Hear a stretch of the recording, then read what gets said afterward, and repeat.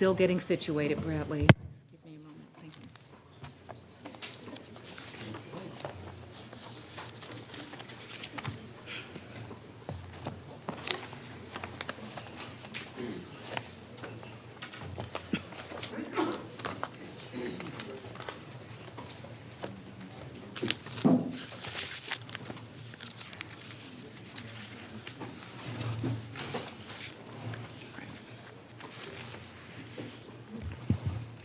Good evening, everyone, and welcome to tonight's Cobb County Board of Commissioners meeting this October 24th, 2023. Tonight, I'm pleased that we have Bishop Calvin Blake of the Worship Center. He's here tonight to provide our invocation, which will be followed by the pledge, and the pledge will be brought by Officer Parker Sorensen of Special Investigations. For those of you willing and able, please rise for both our invocation and pledge.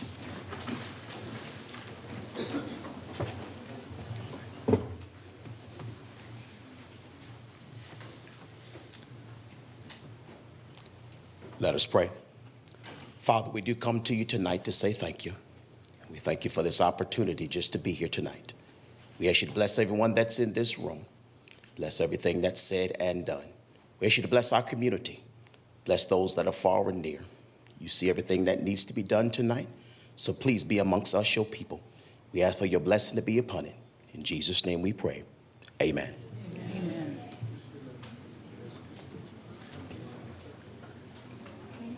I'll do our pledge. I pledge allegiance to the flag of the United States of America and to the republic for which it stands, one nation, under God, indivisible, with liberty and justice for all.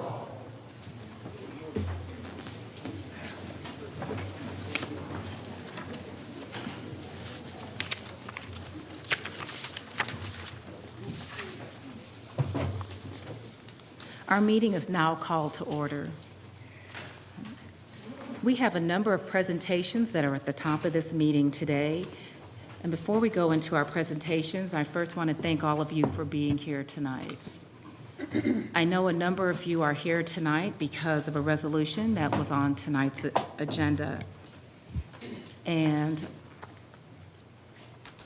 no matter what transpires here this evening, I want you to know that my heart goes out to all of our residents that have been impacted by the conflict overseas.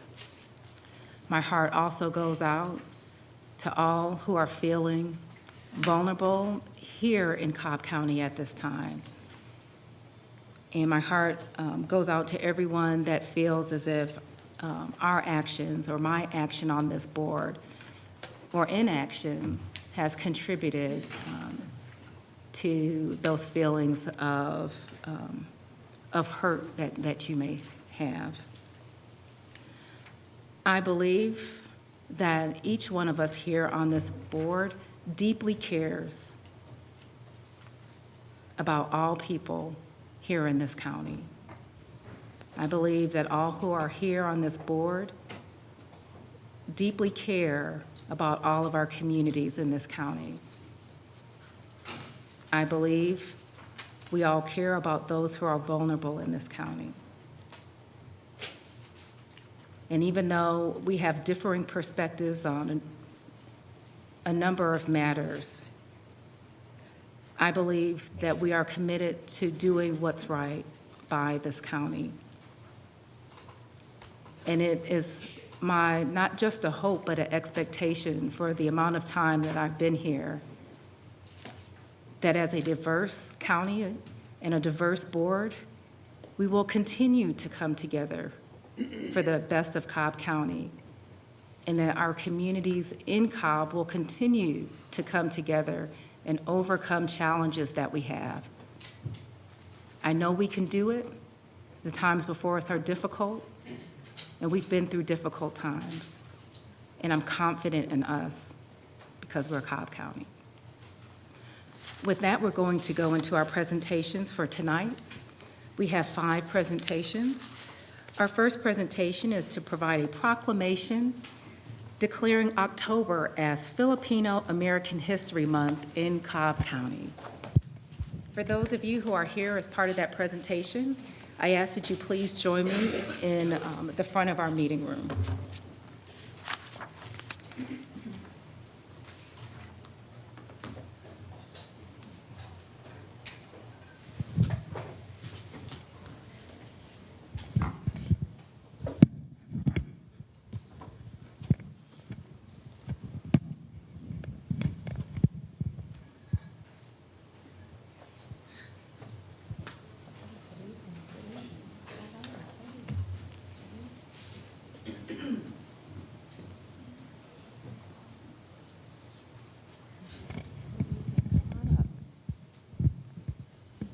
Our presentations tend to be the fun part of our meetings, where we get to recognize different accomplishments and organizations and citizens in our county. This proclamation provides that whereas Filipino American History Month is observed in October every year to mark the anniversary of the first recorded evidence of Filipinos in America. Georgia is home to more than 50,000 Filipino Americans, and more than 4 million reside in our nation, making up one of the largest Asian American ethnic groups in the United States today. And whereas the earliest documented evidence of Filipinos in the continental United States occurred on October 18, 1587, and when mariners called Luzones Indios under Spanish command landed in Morro Bay, California, thus making October an appropriate time to promote and reflect on Philippine history and culture. And whereas during World War II, more than 260,000 Filipino and Filipino American soldiers served under the American flag to make our victory possible and fought for the promise of a more just and inclusive nation. And whereas Filipino American History Month was established in 1991, and every October, communities throughout the United States and its territories recognize the social, intellectual, and economic contributions of Filipinos and Filipino Americans in this country. Now, therefore, we, the Cobb County Board of Commissioners, proclaim October as Filipino American History Month in Cobb County and encourage all to celebrate their stories, culture, and contributions in our community, our state, and our nation. This the 24th day of October 2023.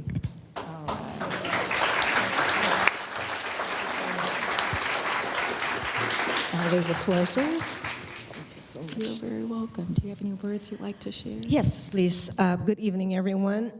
Excuse me. On behalf of the Honorary Consul Raul Ray Donato and the whole Filipino-American community in Georgia, we thank Cobb County, Commissioner Cupid, and everyone for this proclamation and for accepting and helping the Philippine-American community thrive in Cobb County. We are truly blessed and very grateful to all of you. Thank you.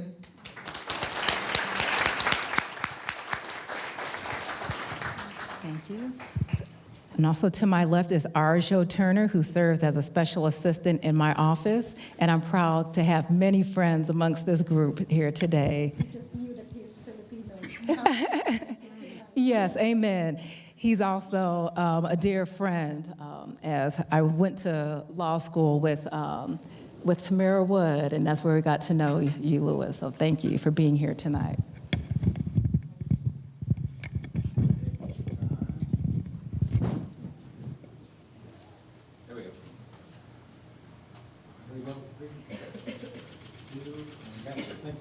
Thank you. Thank you.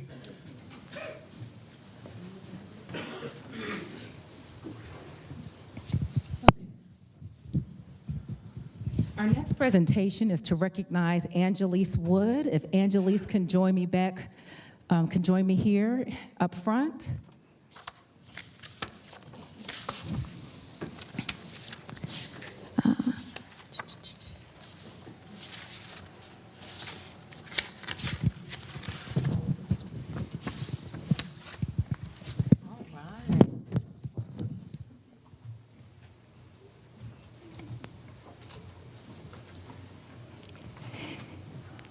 It is good to see you today. And even though Mr. Lewis was part of our prior presentation, he's also your father, I understand. Yes. Yes. So good to have you and to celebrate your family here today. Our Board of Commissioners is here to provide you a certificate of recognition tonight. We recognize you, Ms. Angelise Wood, for your efforts to stop people from bullying others. We know that you've created Pageant Girl Inspires, a charitable initiative to mentor, inspire, and motivate young girls to speak up for themselves. It teaches confidence and encourages women to stand up against the unrealistic standards for women's bodies. No. The Board of Commissioners appreciates your efforts to reduce bullying and bring attention to this issue, not only in October, which is Anti-Bullying Month, but this, the 24th day of October 2023. Thank you.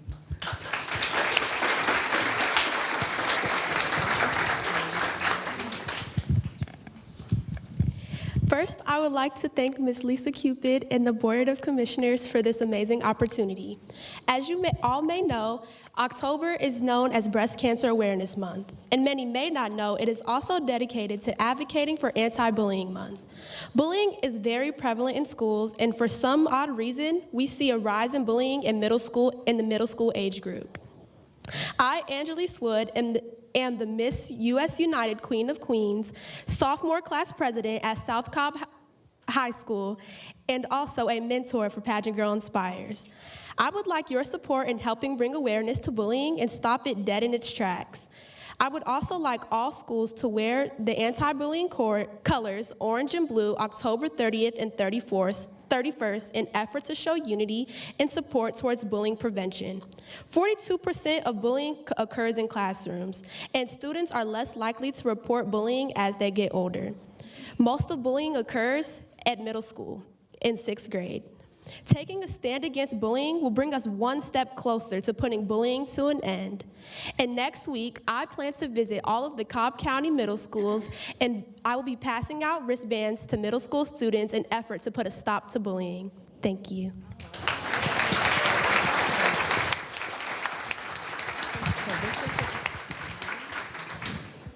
Open it up so we can see.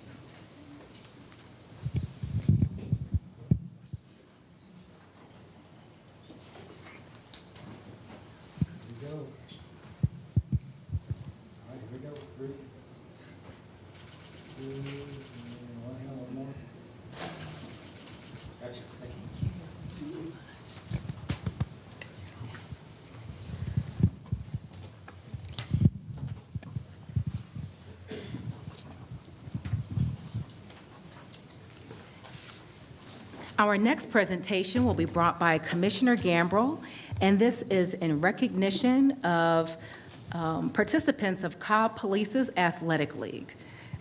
For those who are here as part of today's recognition, please join us up front.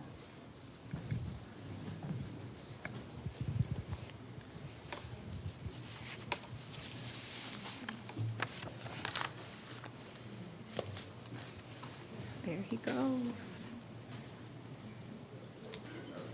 Looking so big.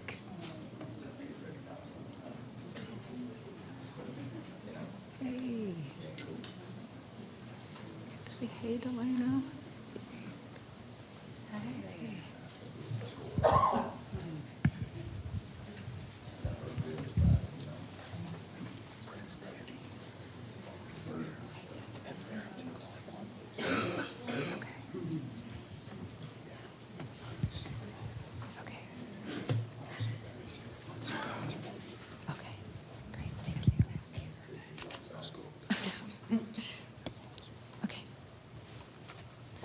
Great. Thank you for joining me today. At the conclusion of summer, Coach Angeline Nesmith returned from the 2023 USATF Junior Olympics with 10 athletes from our Cobb County Police Department PAL track team. These students demonstrated exceptional performances at the renowned Hayward Field located in Eugene, Oregon. They returned to Georgia with 2 national titles, 2 All-American honors, which is the top 8, and 7 top 24 finishes. So congratulations.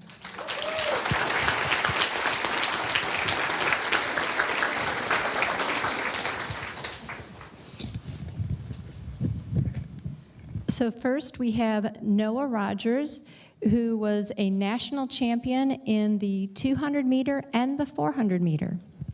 Go Noah! Congratulations.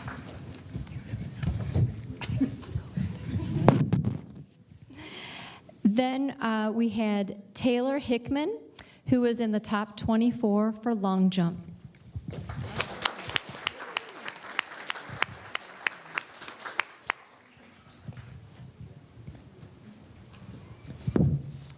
And Sean Preston Foster, I understand he's not here tonight. Oh, he is here, I'm sorry. He was in the top 24 for the 200 meter. All right.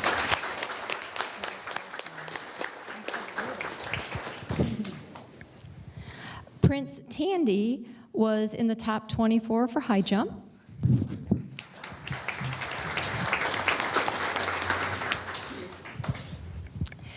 Destiny Frank was in the top 24 for the 1500 meter.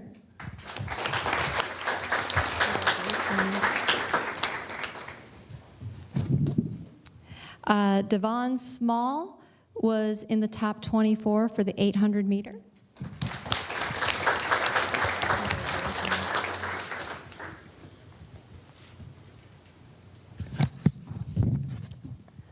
Delano Rogers was in the top 24 for the 400 meter, and then he was also an All-American in the 800 meter.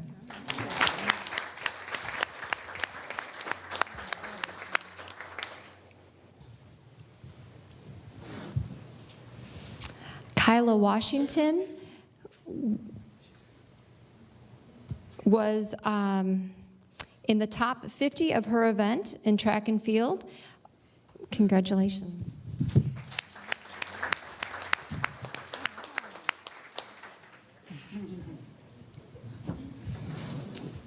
And then Barrington Clark was also in the top 50 in their respective events as well. So congratulations to our athletes. Would one of you like to speak on the program? Coach. I'm the honorary spokesperson. So we just want to thank the entire board for all of their continued support.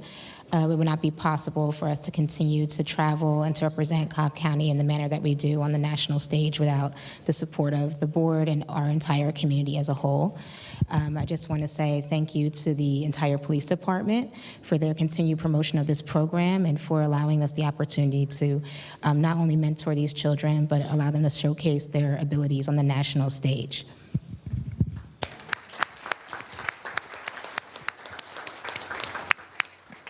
Smush for a picture.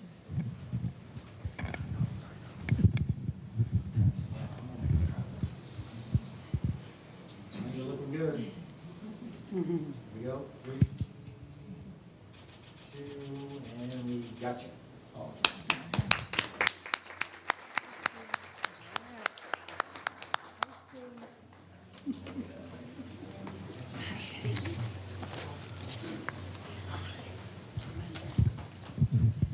All right.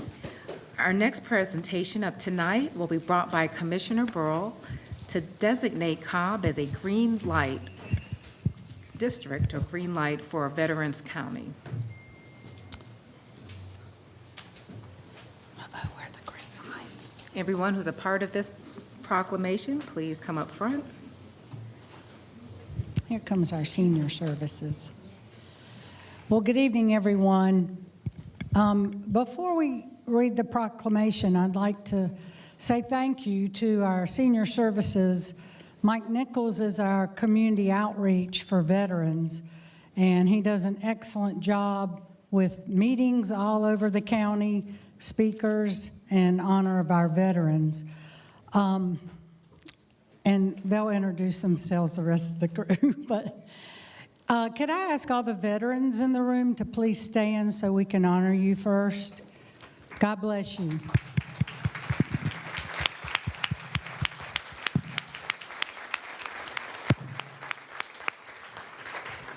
So I guess last year or 2 years ago, last year, Senior Services came to me and asked if we could proclaim the week of November 9th. Well, This year is going to be the week of November 5th through the 12th. November 5th through the 12th, sorry, as for Cobb to be a green light for veterans program. And I thought it was very appropriate. You know, when veterans come home, they deal with a lot of issues. And I know I see our DA back there. I know he's a veteran too. And it's just every opportunity we get to thank them and show our gratitude. We can never repay them, but we can honor them and recognize them. So, whereas the residents of Cobb County honor the men and women who have served in the armed forces, we believe their service has been vital in maintaining the freedoms and way of life enjoyed by our citizens. And whereas veterans continue to serve our community in the American Legion, veterans of foreign wars, religious groups, civil service, and by functioning as county veteran service officers in 29 states to help fellow former service members access more than $52 billion in federal health, disability, and compensation benefits each year. And whereas approximately 200,000 service members transition to civilian communities each year, an estimated 20% increase of service members will transition to civilian life in the near future. Transition service members often experience high levels of stress and are at risk for suicide. And whereas the National Association of Counties, NACO, encourages everyone to recognize Operation Greenlight, an initiative highlighting veterans who have difficulty accessing benefits after serving their country. They appreciate the sacrifices of our United States military personnel and believe specific recognition should be granted.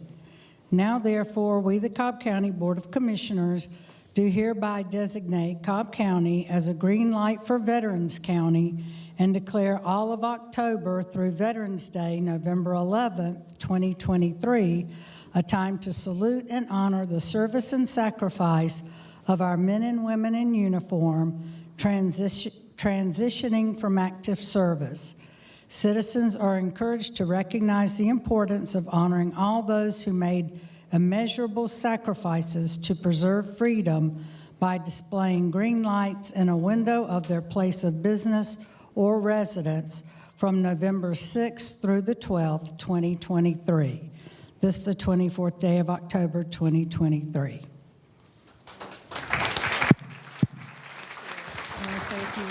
Yes, I'm going to be very brief, but I wanted to say thank you first to Commissioner Burrow for this proclamation, and of course to all of the board for this and supporting this. Operation Greenlight, we started it last year, was the first year, and we were the second county in Georgia to do this. And so now it's getting bigger and bigger at national level. This week, we are going to work and have all the senior services buildings and some other county buildings lit up in green, so you're going to see a lot of green the first week of November. And this is just to recognize our veterans and to say, we see you, we love you, we appreciate you, and thank you for your sacrifice. So thank you so much. We have some green light bulbs for each one of the commissioners and for the chairwomen, so for your offices. So thank you so much. Thank you. Thank you. Appreciate it. We can pass it down.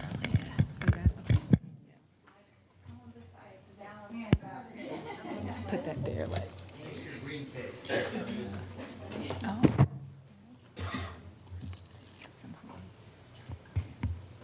Are you ready? We go. 3. Are you hiding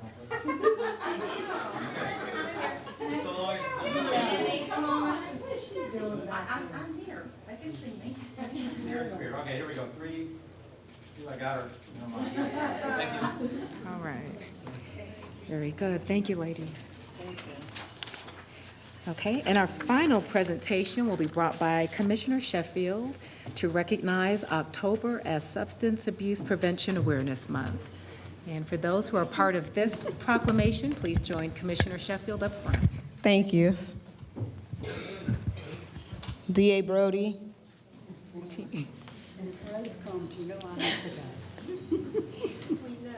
Exactly. Where is she? I even brought Cheerios for her. Is Rose still here? Yeah, where's Rose? Rose is here. Okay, I have to get my rose fix again. Hey, John. What happened to Kim? Okay, we're waiting on the star of the show. Here she is. Okay. Like clockwork. Well, she's going in a minute. Drug and alcohol abuse is a significant public health concern that affects individuals, families, and communities across the country. Georgetown University's Health Policy Institute states that the cost of substance abuse is about $532 billion a year, the equivalent to 6% of the nation's income. Substance Abuse Prevention Awareness Month provides an opportunity for us to initiate discussions about the importance of preventing substance abuse and promoting mental and physical health through education and early intervention. The Cobb Opioid Strategy Coalition, Cobb Opioid Fatality Project, and Recovery Roundtable Leadership Councils represent a collaborative multi-agency task force dedicated to strategically combating the opioid crisis in Cobb County. Their unified efforts underscore a comprehensive approach to addressing the local opioid crisis through cooperation and shared resources. Over the past year, these collaborative partners have diligently assessed service gaps. Their ongoing commitment aims to foster understanding, empathy, and a supportive environment for individuals in recovery, emphasizing a comprehensive and compassionate approach to tackling substance abuse issues. Therefore, we, the Cobb County Board of Commissioners, do hereby recognize the commitment of the Cobb Opioid Strategy Coalition, Cobb Opioid Fatality Project, and the Recovery Roundtable Leadership Council and their community partners. We thank you for your focus in making our community safer and pledge our continued support for substance abuse prevention and awareness all year long. Presented this 24th day of October, 2023. Congratulations.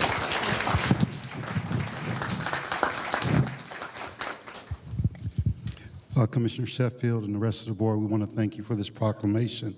It's important for us each and every day that we work on these projects because we want to make Cobb County as safe as possible. We know that addiction can be more than just a problem. It can be a disease for many folks. And we're working to identify and provide everything that we can to make this community more safer through the research, through the examination of the different fatalities, and just an overall strategy to make it better for us here in Cobb County. I appreciate the work of all the organizations that Commissioner Sheffield mentioned and everything that we're doing to continue to provide the best we can for our county. So thank you.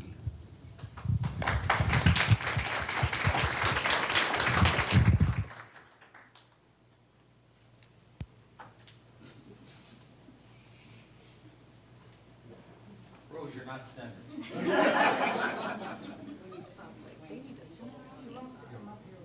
Yeah. There we go. All right, here we go. 3, 2, and 1.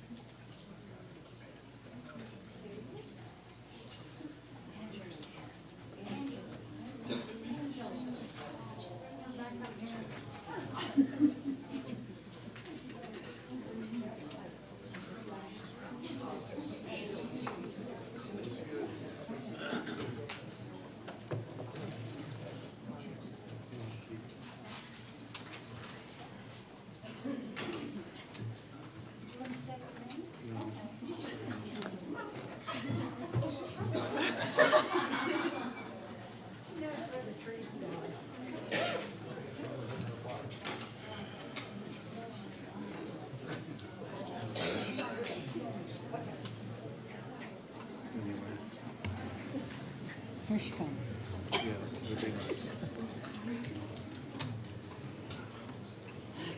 That concludes our presentations for this evening. We are now at our public hearing tab. But before we go to that tab, I do want to at first acknowledge the statements of both Burrell and Commissioner Gambrill, because we'll have to vote on this next item. If you'd like to have the clerk have that recorded. And then my statement is shown on page 475 of the current agenda. Thank you. Thank you, Commissioners. I'd also like to move for us to add a non-agenda item to the regular agenda following the County Manager's tab, which is to approve a memorandum of understanding between Cobb County, the Center for Family Resources, Cobb County Magistrate Court, for an eviction diversion program which provides opportunities for eligible families to avoid eviction through active participation in scheduled activities designed to improve their overall financial stability.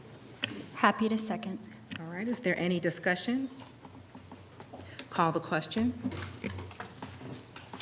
Thank you. The motion passes 5-0. And note, Commissioners, that Parks regular item number 45 will be moved forward in the agenda and heard after public comment.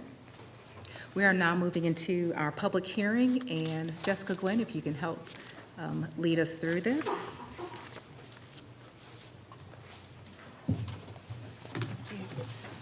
Good evening, everyone. Jessica Gwynn, Cobb County Community Development Director, and it's always difficult to follow rows. You just can't beat that. So this won't be nearly as exciting, but I am excited to present to you this evening the second public hearing for the Code Amendment package. And thanks to all of you for your time meeting with staff as well as for the work session, the previous public hearing, the comments that we've received to this point from the public and those who have taken time to reach out. We appreciate all that feedback, and I think that helps to make the process better. So thanks for that.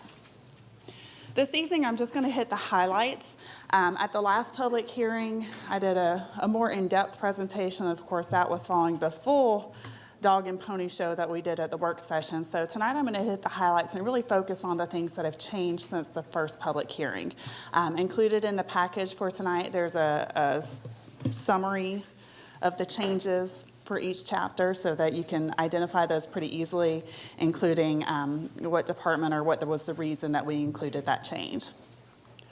So Chapter 10, again, this is the changes to the responsible, or to the animal chapter, and this is as a result of the 2012 Georgia General Assembly passing the Responsible Dog Ownership Act. Again, I won't go through all of this, but this is the amended Cobb County ordinance in order to conform with that state statute. It changes the name of Cobb County Animal Services, or from Animal Control to Animal Services officially in the code, and just some minor cleanup. There have been no changes to Chapter 10 since the first public hearing, so it's the exact same as what you saw before. Next, we have Chapter 50, and there's actually two pieces of Chapter 50. This is the environment chapter. The first article that we'll hit the highlights of quickly is Article 3, the land disturbing activities. There were several definitions that were included and updated. Some other regulations regarding the protection of streams, also the permitting process for the land disturbance permit, speaks to permit fees and also violations. The responsibilities of the local authority is Cobb County as a local issuing authority, talks about the semi-annual review of erosion control cases, and also speaks to the plan review process for erosion control plans. The only changes, there have been some changes to this chapter since then. So basically these changes were in order to come in line, to bring our code in line with the state model ordinance for erosion and sediment control. We've added back in, there were a number of definitions that were stricken previously in the draft that you saw before. Several of those pertaining to stormwater have been added back in. So it's just restoring language that was already there after conferring with the Stormwater Management Department. At some point, there may be some separation of the erosion control article from the stormwater management article for more clarity. But for now, we just wanted to restore all those definitions back. So that's the changes that you'll see in Article 3, Chapter 50. And of course, we have the changes to the noise ordinance. The changes to the noise ordinance were primarily intended to give the police department, the enforcing agency for that ordinance, more objective measures to enforce the noise ordinance. So and you'll see, of course, in the code that it speaks to specifically decibel levels and as well as the times that would be allowable for certain types of noise. So again, we won't go through that at length. The changes that have been made since public hearing number 1. As a result of the conversation at the first public hearing, we have added some language regarding generators. We also added some language regarding Sunday construction. In the first draft of the document, the first draft of the amendment, the current prohibition on Sunday construction had been removed so that construction was going to be limited to the hours of 7 a.m. to, I believe it was, I don't have it right in front of me, but 9 p.m. on Monday through Saturday, and that Sunday you would be able to do construction, whereas before it had been prohibited. As a result of the conversation of the board at the last meeting, we added some language that would allow a little bit of flexibility for individual properties, single-family residential properties. However, as a result of, or as follow-up to the discussion yesterday in the work session, at this point, staff is proposing to remove the language regarding the Sunday construction. So in that specific piece of the code, rather than saying as it currently stands, I'll find it, sorry, that construction would be allowed between 7 and 8:59, 7 a.m. and 8:59 p.m. Monday through Saturday, and then we added language that said, and for general maintenance and projects of dwellings and/or accessories on residentially zoned properties which are not otherwise prohibited between 9 a.m. and 6:59 p.m. on Sunday. So that's the double underlined language you see in your code. But at this point, the staff recommendation would be to strike that double underlined language and to stop that sentence at construction between the hours of 7 a.m. and 8:59 p.m. Monday through Saturday. So that's one of the changes that we're recommending. Also, as follow-up to the work session yesterday, and item number 16, which pertains to the generators, there was some discussion or a question about what does unnecessary running of generators mean. So at this point, we are recommending, I think that was a great point, we appreciate that, to strike unnecessary running. So this would now read the unnecessary operation of generators, excluding portable and those specifically utilized for medical emergencies. So that was the other change. And one other thing that I neglected to include in the summary, and I appreciate Jill Flam with East Cobb Civic Association pointing this out.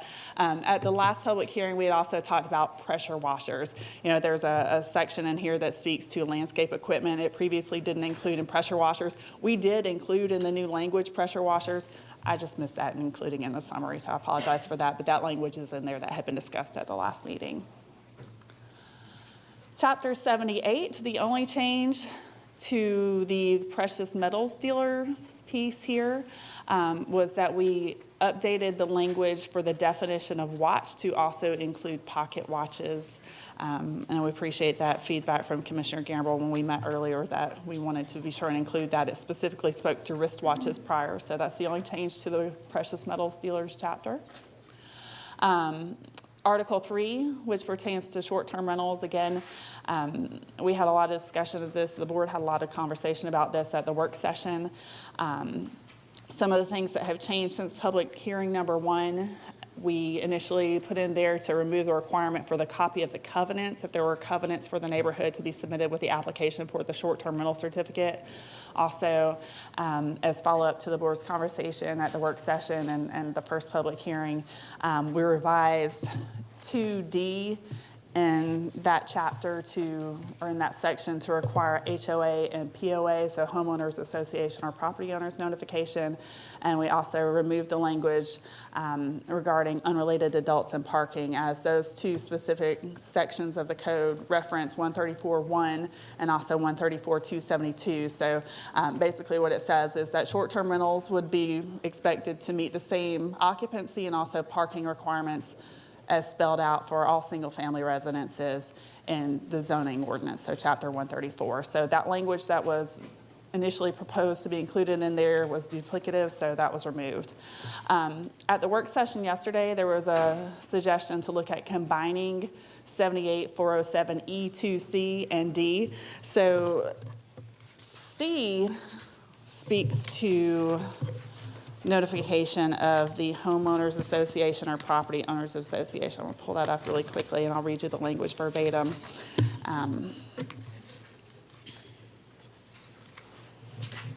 So with the application for a short-term rental certificate, the applicant is required to provide a sworn statement, and this is C, a sworn statement from the applicant that any applicable homeowners association or property owners association has been notified of the application.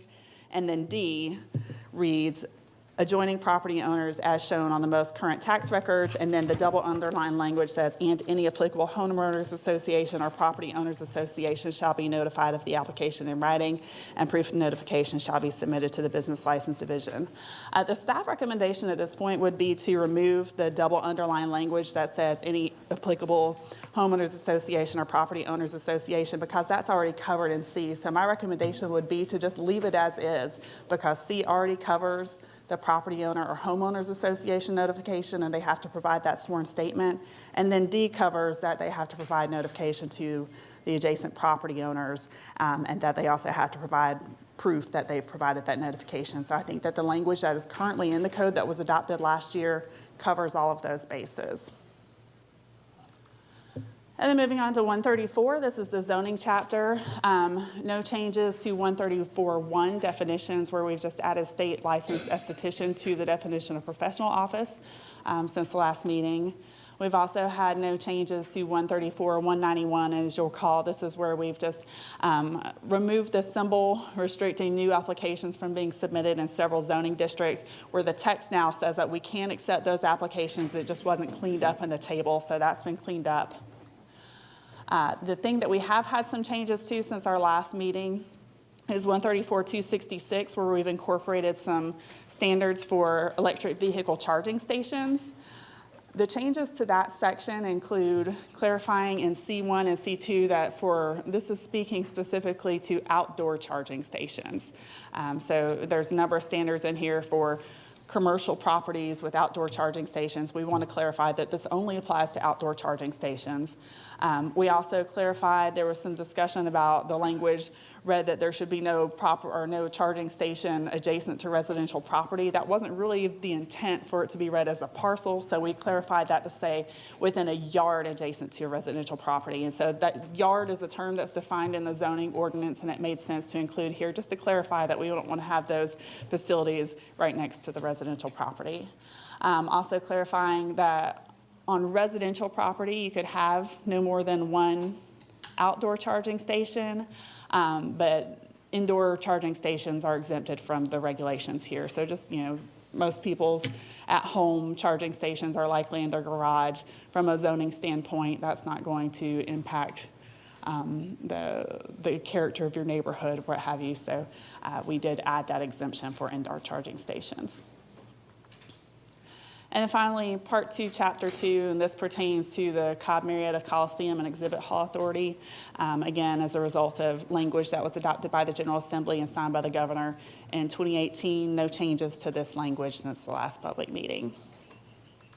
So this evening, next steps, of course, we would ask the chairwoman to open the public hearing. After that, we'll be glad to answer any questions that you may have, and we've got the staff here that have worked on the codes. And then, of course, at that point, after that's concluded, we'll have the opportunity for the board to consider adoption of each of these. And I think in the past, what we've done, and probably what's worked best, is held the public hearing and then walked through each chapter one by one for questions, and then the board take action on each chapter individually. Thank you, Jessica. Thank you.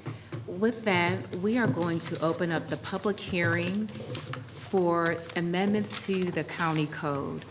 The county code is the county's law, which is referred to as ordinances, as Jessica referred to in her presentation.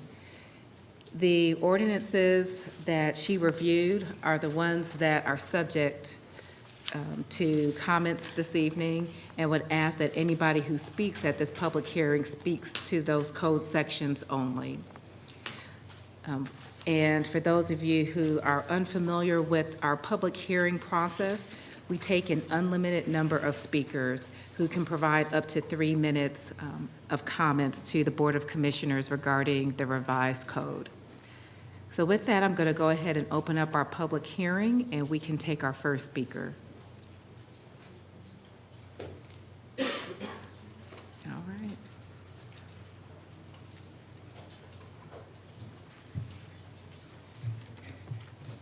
Good evening, Commissioners. My name is Jill Flam, and I'm here to present East Cobb Civic Association's recommendations on the proposed version 2 of the Cobb County Code for 2023.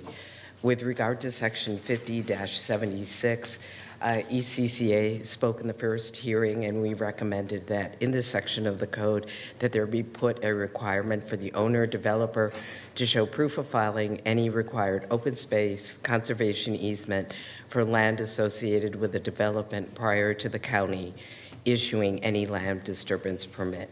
We feel this would help alleviate the problem of developers trying to sell or develop this property and or homeowners trying to use the land adjacent to their homes for their personal use. We've had several cases of this in the past, and we have not heard why this item was not considered for this section of the code. With regard to Section 50-258, actually, most of our questions have been answered. Thank you very much. We support the new wording regarding generators.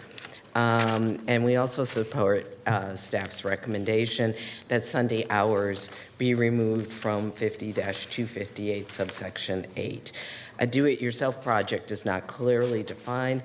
Putting on a new roof, a new pool, or a room addition may be projects that some people could tackle but could last several weeks and be very noisy. So we support the removal of this section of the code. And with regard to 50-258, subsection 12, landscaping equipment, thank you for adding pressure washers into that section. Section 134, regarding the amendments on the charging stations, ECCA supports the additional new language, and we thank you very much for your time. Thank you. We'll now take our next public speaker with respect to the ordinances that were read by our director. Good evening, ladies. Donald Barth. I sat through that last meeting, and I was shocked that 5 ladies probably don't have a blister between you. And you started talking about working man problems, generators. Seriously? What do y'all know, any one of you, about a generator? So stay out of stuff that doesn't belong to you. The generator can be used to build a building on the back of your property, and Cobb County does have some big farms and big pieces of property. So somebody got offended one time they heard a generator. Somebody got offended when they heard a pressure washer. By God, every time I hear a chainsaw, I think somebody's out there working. Working people make money. Working people make improvements. There's no need for a county to get involved in something so simple as a generator. Are y'all willing to spend more money on the jail? What are you in here for? I was running a generator. What are you in here for? Murder? Do you not see that you don't have any business doing certain things? Stick to what you're good at, spending money, and let some of this other stuff go. As far as working on Sunday, we going back to the blue laws? Y'all remember blue laws? Most of you, you're old enough. You know, we had blue laws. Thank you. Blue laws meant you didn't open on Sunday. Only certain businesses could. It was based on a religious presumption. There are certain religions that don't do anything starting on Friday. Other religions don't do anything. Their Sabbath falls on a Saturday. So they need the Sunday. That's a good point. You're interfering with people making a living. Okay, you don't want one of the big construction sites. Stay out of homeowners' business. Just stay out of it. Do what you do best. Spend our money and stay out of stuff you don't know anything about. Thank you.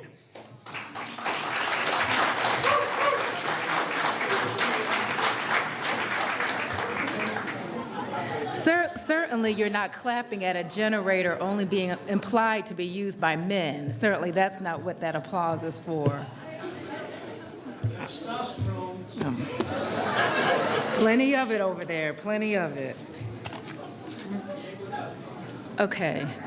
Yes, ma'am, if you can, yes. He's a hard act to follow. Yes. Okay? But anyway, I will be quick. Yes. I was Patricia, go ahead upset and about say the your generator name issue for, too. Just say your name for the. Oh, okay, Patricia Hay. Yes. I was upset about the generator issue too. It's not a man or woman issue. I thought you changed the language because I read all 44 pages of the environmental thing, okay? I got through it. And I thought you changed the language, saying that you made an exception for when there was power outages, but I didn't hear that lady say it, so now I'm confused, okay? Also, on page 10, and then I guess it's section 50, there's a thing of, I'm connecting dots here, okay? There's a thing on slopes. There's a definition of slopes, okay? I know this sounds real picky, but my house is on a slope, okay? It's on a hill, greater than 25%. And it's gonna be, I'm trying to connect the dots for you. It's the Wildlife Project Protected Areas, and it's like green spaces, wild and fish habitats. Anyway, going all the way down to the end, it's slopes of 25% or more. That would be my house. Okay. I don't want to see my house become a protected area so that I'm not a private property owner, okay? So that's where I'm connecting the dots. Thank you for your time. Thank you.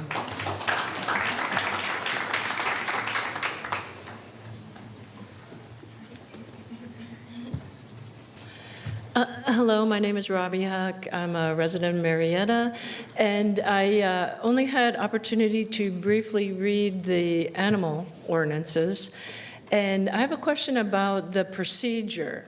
There were some things I'd like to see changes on there, but they're big, and I would have to introduce them at the beginning of the process of the amending. If somebody can share with everyone how this process starts so that if we have concerns, we can get in at the top. Thanks.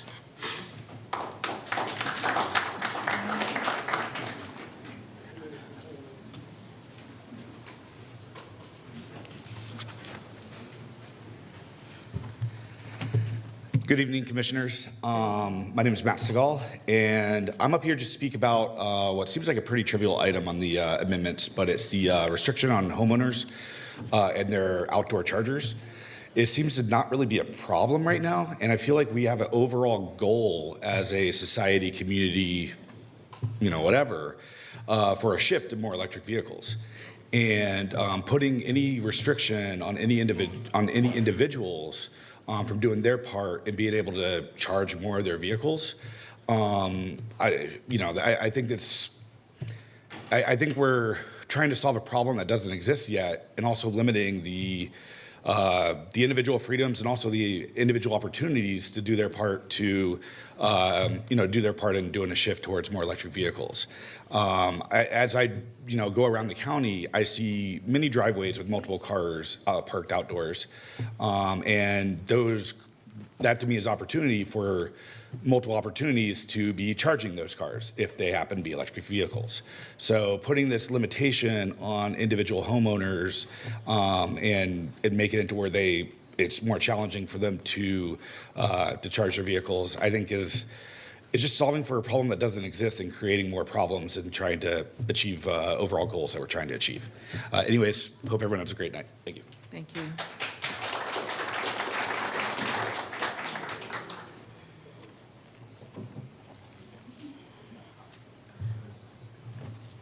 Good evening, Denny Wilson. My issue tonight is with how you guys are planning to regulate the stormwater. And I didn't really look at the, I think it's 78-407, 134-266. Stormwater actually is a problem that should belong to the county. I had a guy that gave me a report some years ago, and I've been searching my email trying to find this article that he gave me, because he talked about how Cobb County was built back in the day and how if Cobb County didn't do anything about the stormwater, that the whole county would probably float away. And I think that's what's happening with most of these homes where they're getting stormwater, you know, into their yards and into their basements. I came before the BOC, I think it was 2016, about a neighbor behind me that had a bunch of debris that was stacked up. His house sits up and my house sits low. So what they would do when they would blow their leaves, they would blow them up against my fence. So over the years it accumulated, and when we would have heavy rains, all the storm water would come down into my yard. And I ended up having to have my basement resealed about 2 times because I was getting all of their storm water. But again, this is how the county has let developers build, and they've not built the houses the way that they should have been done, because if you look at my house sits down where I have a house to the left of me, a house to the right of me, and a house behind me, and they all sit up, and my house sits down. I have a long driveway. So if you're saying that we're going to be charged for stormwater on impervious surface, then that means that my water bill would probably double, if not triple, because of the length of my driveway. I mean, and I also read in there where it said that it was paved driveway. So what is Cobb County suggesting? Are you saying that we should take up our paved driveway and put down crush and run or something like that? Because there's too many homes in Cobb County that has concrete driveways. So I don't think that we should be charged. We're already paying for stormwater in the water bill, as you guys know. So why should it even be separated out to cost us additional fees? I mean, because some people are not going to be able to afford that if you're doing it the way that you guys have outlined in your code amendments. I mean, what I'm saying is just leave it the way that it is. I mean, if the county needs the additional funding, then you guys should leave that $7 million that your time has run. Thank you.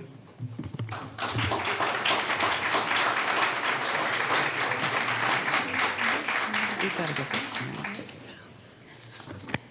Are there any other speakers for this public hearing? Okay, not seeing any, our public hearing is closed. Jessica, if we can walk through some of the questions that were shared.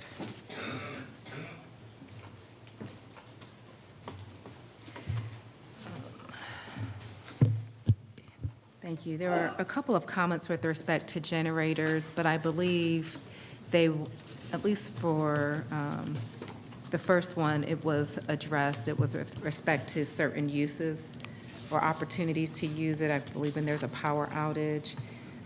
But Yes, and that was in here, and I did not read verbatim all of the changes that have been made to the code for the sake of time.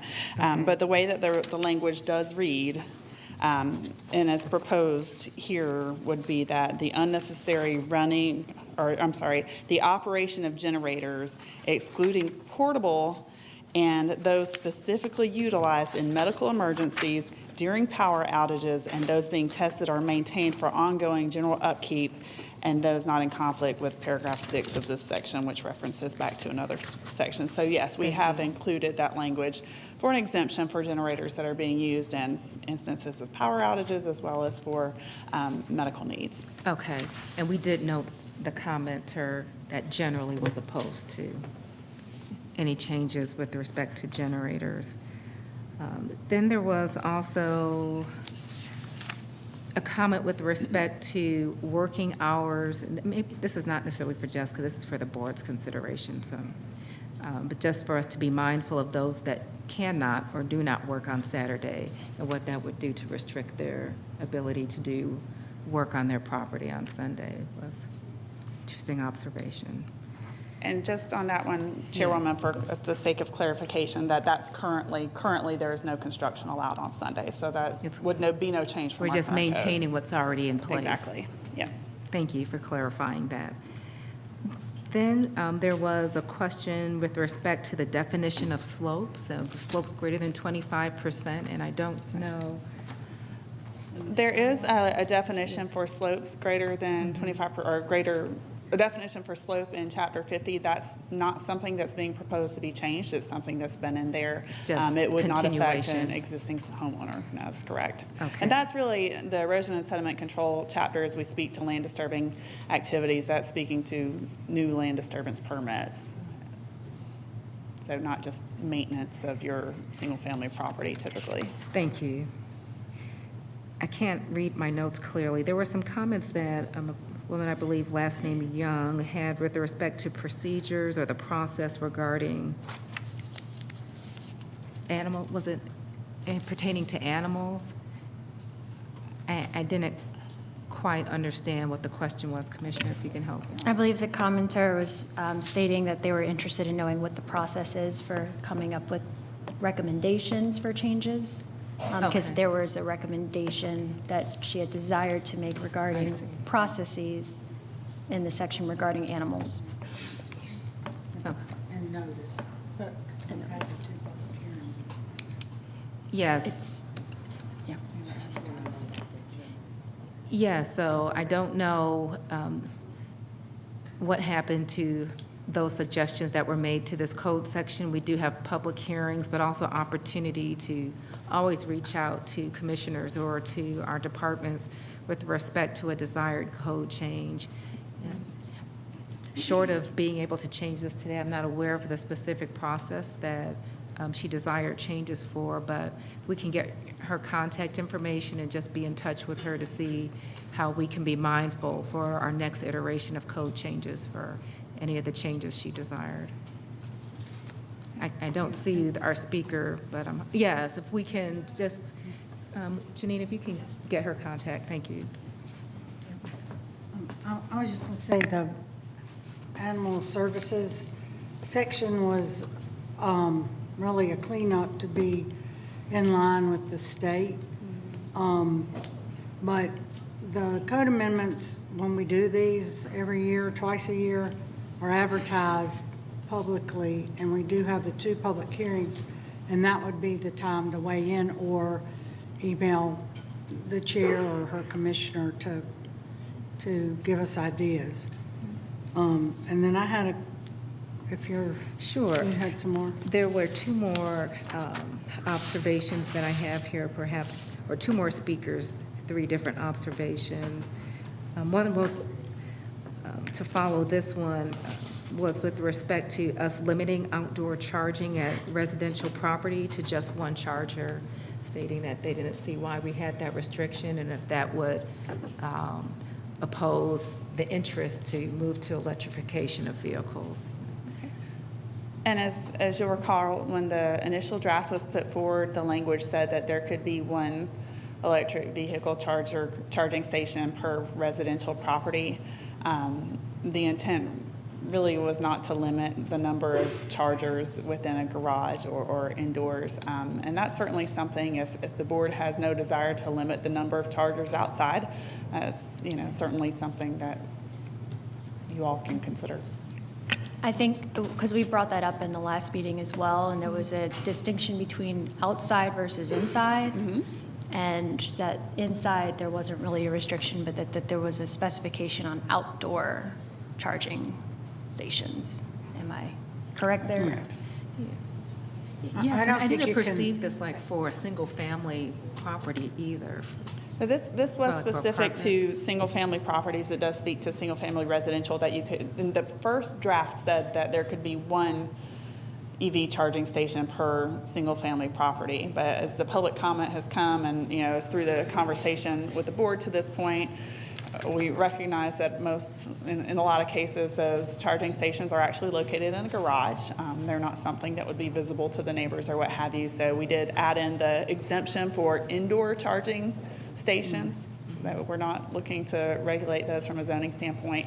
And also then we just specified that 1 EV station would be 1 outdoor station for a residential property versus overall. I don't know if there's any desire to change that. And then our final speaker, I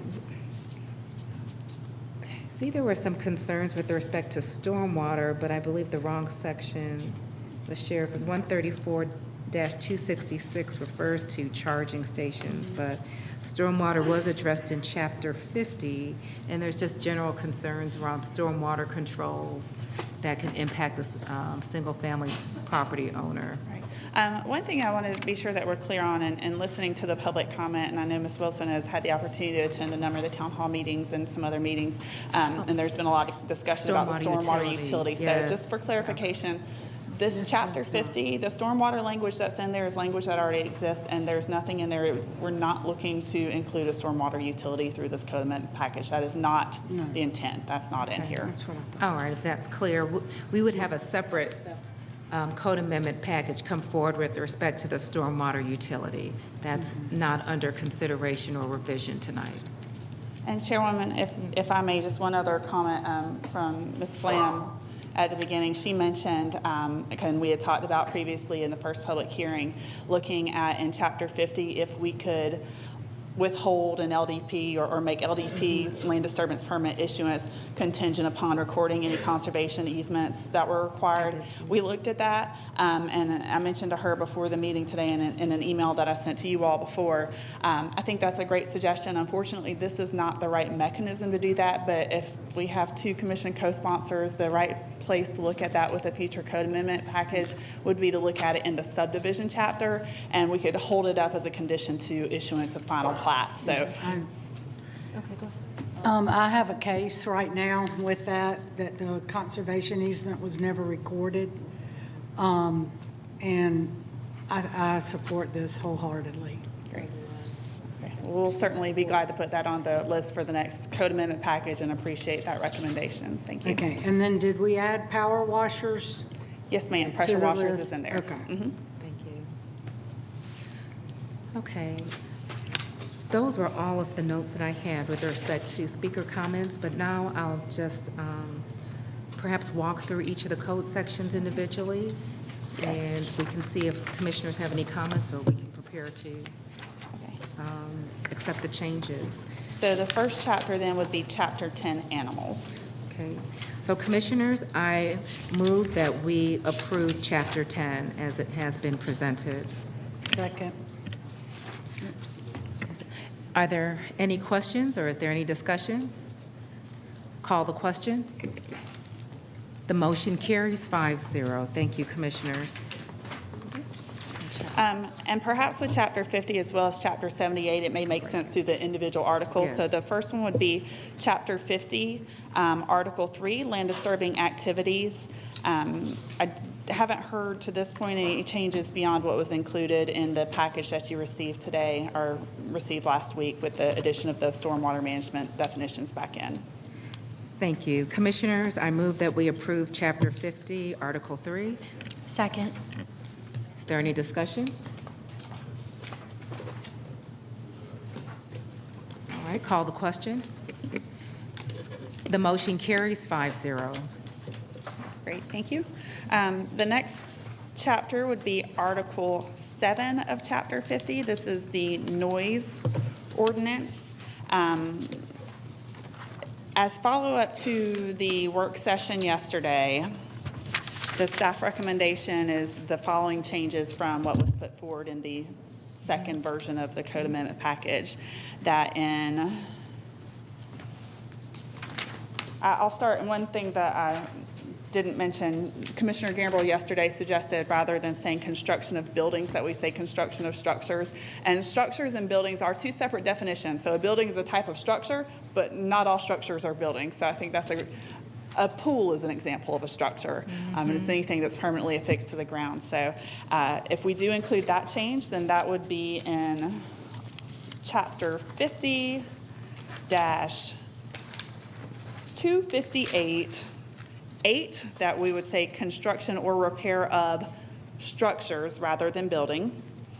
And then keep all the language, the erection, including excavation, demolition, alteration, or repair of any structure versus building, as well as the operation of pile driver. So as it currently states, And then it goes on to state between the hours of 7 a.m. and 8:59 p.m. Monday through Saturday. The staff recommendation would be to strike through or omit the double strike through language after that speaks to allowance for Sunday construction. Okay. Commissioners, I move that we approve Chapter 50. I'm sorry. Okay, you have another. One more, Chairwoman. Sure. And also number 16, the changes to the generator definition to eliminate the unnecessary running and the additional except those, so there's just the operation of.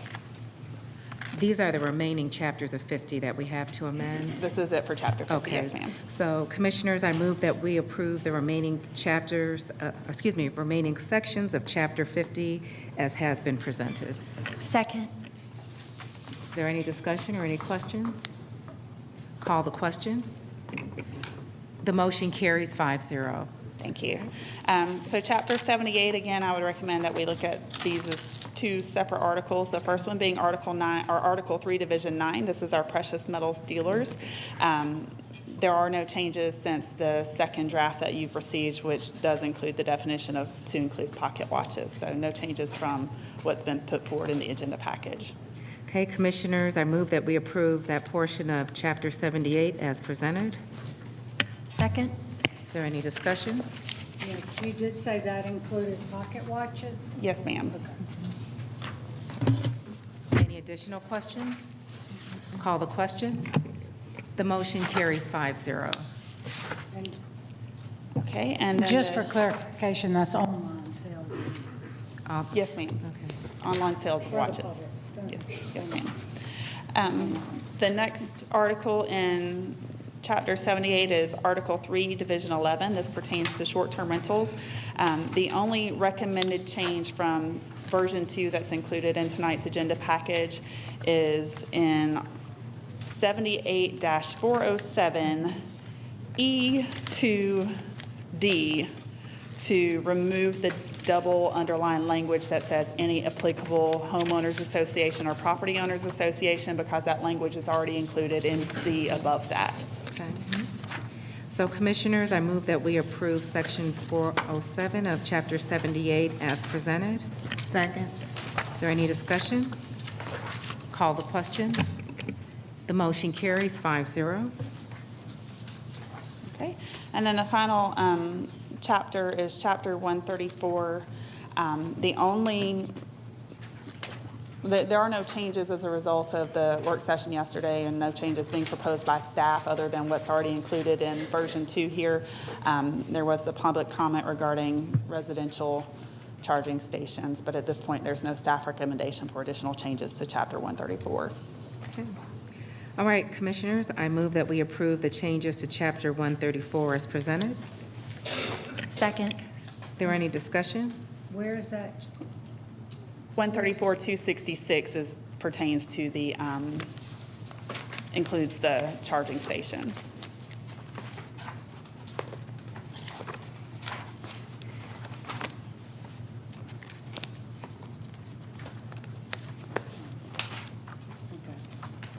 Good. So it's outdoor, one per residential. Yes, ma'am. Okay. They can have two in the garage. As many as you want to in the garage. Well, I don't know if they could fit that As many many. as you can fit. Any other questions? Call the question. The motion carries 5-0. And then the final chapter is Part 2, Chapter 2, Administration. And of course, this is the Article 4 pertaining to the Cobb Marietta Coliseum and Exhibit Hall Authority, the Gallery Authority, and there are no changes to this chapter. All right, Commissioners, I move that we approve Part 2 as presented. Second.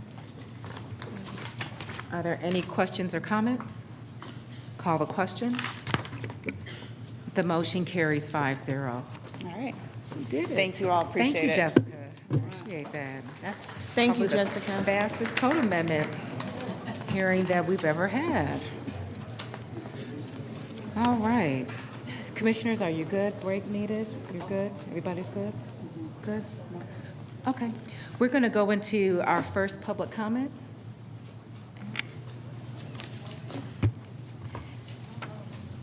Good evening. As the board provides the podium for public comment, it's appropriate to review the related meeting rules. Please state your name and if you are speaking on behalf of an organization. All comments should be addressed through the chair. Public comment is not a dialogue with the board, but an opportunity for the speakers to provide their comments to the board. The comments should not be impertinent, derogatory, offensive, or slanderous.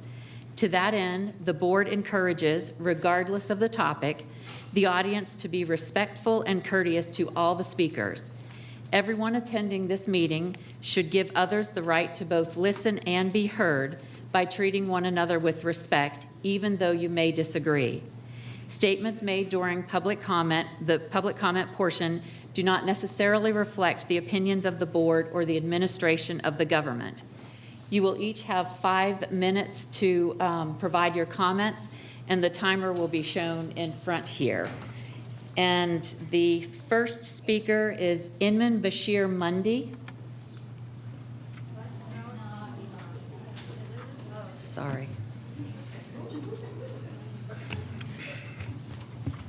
And for those who are speaking as part of public comment, please state your name before you speak for the record, and then you may begin your public comments. In just one moment, my timer isn't working. Is the timer working over there? Oh, okay. Yeah, it's below. Okay. All right, sir, you can begin. Good evening, and thank you for this opportunity, Chairwoman Cupid and the board, the Cobb County Commissioners Board. My name is, I am Imam Bashir Mundi from the West Cobb Islamic Center. And I stand here to speak in opposition to this resolution as it is currently worded because of its extreme imbalance in looking at the Palestinian-Israeli conflict. Let me make it very clear that as a person of faith and as people of faith, we condemn any attack or killing of innocent civilians and non-combatants, whether they are Jewish victims or whether they are Palestinian victims. Our faith teaches us that all lives are sacred. The Jewish life is not any more sacred than a Palestinian life. The Arab life is not any more sacred than an Israeli life. We are all children of Adam, and we are all equal before God. So it is very clear, a statement on our behalf, that we must look at this resolution, pull this resolution, and reword it in a manner that is more balanced. Yes, it is horrific and horrendous, the attacks of October 7th.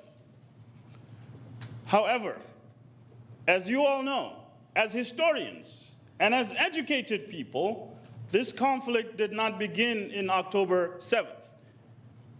This is a people who have been under occupation for 75 years, who have been under a siege for 17 years, blockaded for 17 years, living in situations that have been described by the United Nations as apartheid, living in conditions that has been described by other reputable world leaders, such as South African leaders who lived through apartheid, Nelson Mandela, Bishop Desmond Tutu, who have described this as apartheid.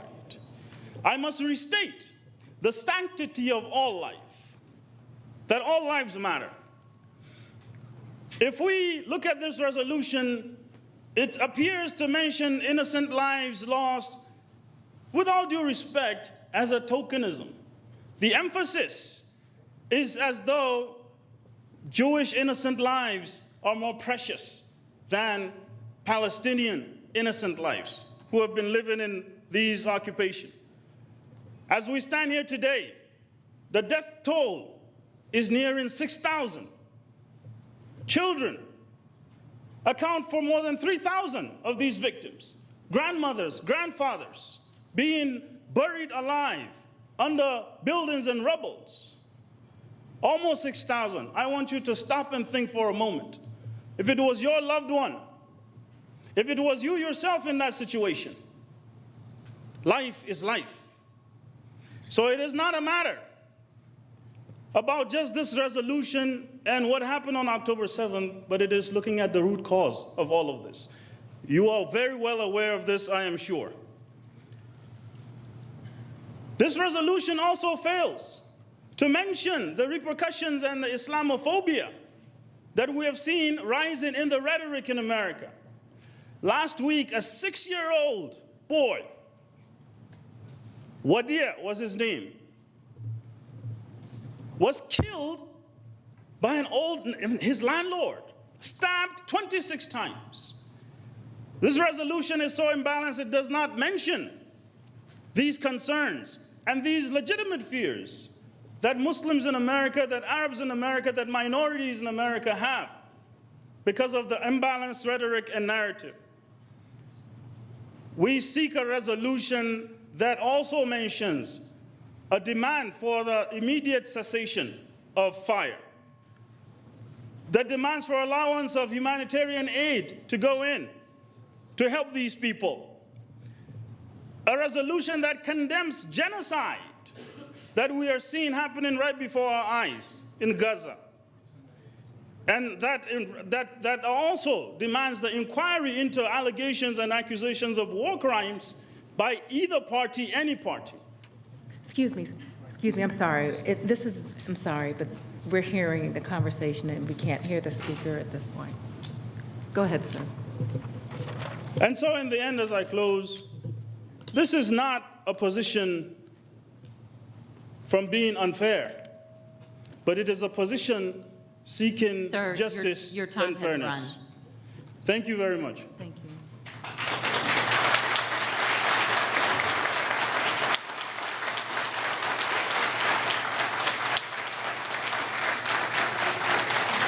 And the next speaker is Reverend Fahad Abulad. And I apologize for any mispronunciation of names.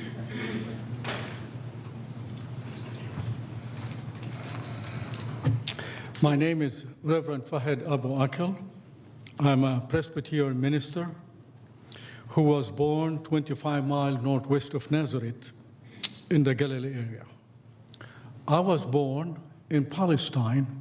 That means I was born before the creation of the State of Israel. And as a 4-year-old kid, I experienced what we call the first Nakba. It's an Arabic word that means you lost a home, a land, a business, a church, everything. And I witnessed and saw the destruction of 530 villages, according to Professor Ellen Pappy from Haifa University, when the ethnic cleansing of Palestine took way back in 48, and the exile of 750 to 1 million Palestinians. Now, we are calling what is happening in Gaza, moving 1 million Palestinians from the north to the south, the second Nakba catastrophe. So on October the 7th, we grieved with the Israeli people.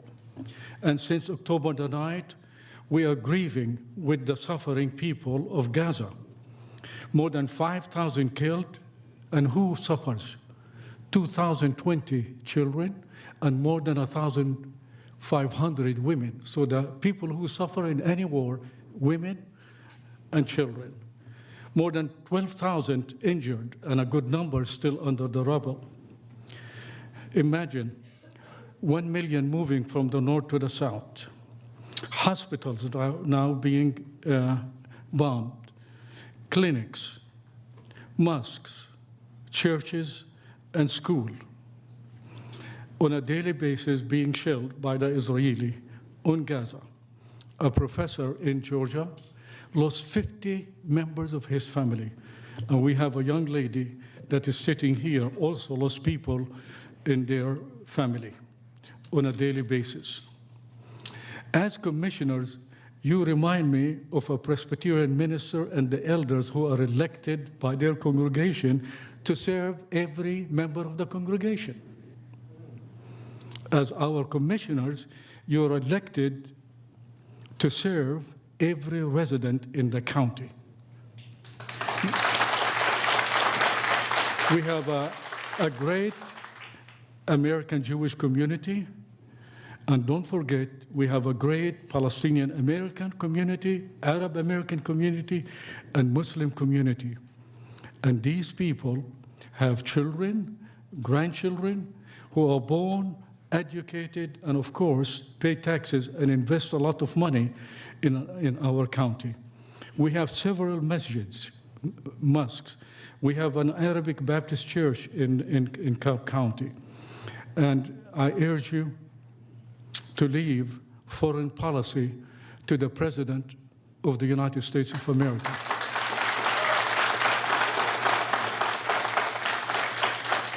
We are all Americans, and the most moving thing that happened tonight when you said, let us stand and give allegiance. All of us love Cobb County, love the state of Georgia, love America. This is our home.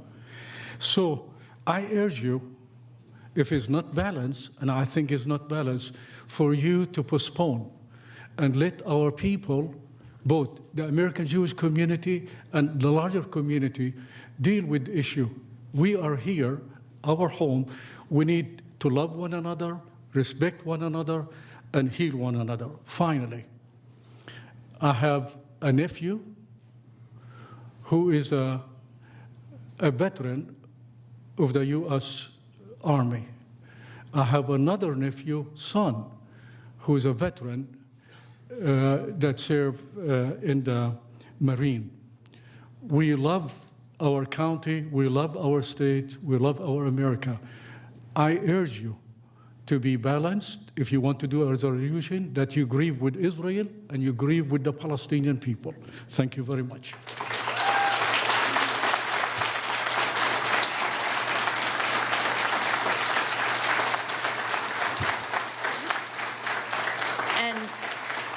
And the next speaker is Abraham Awad.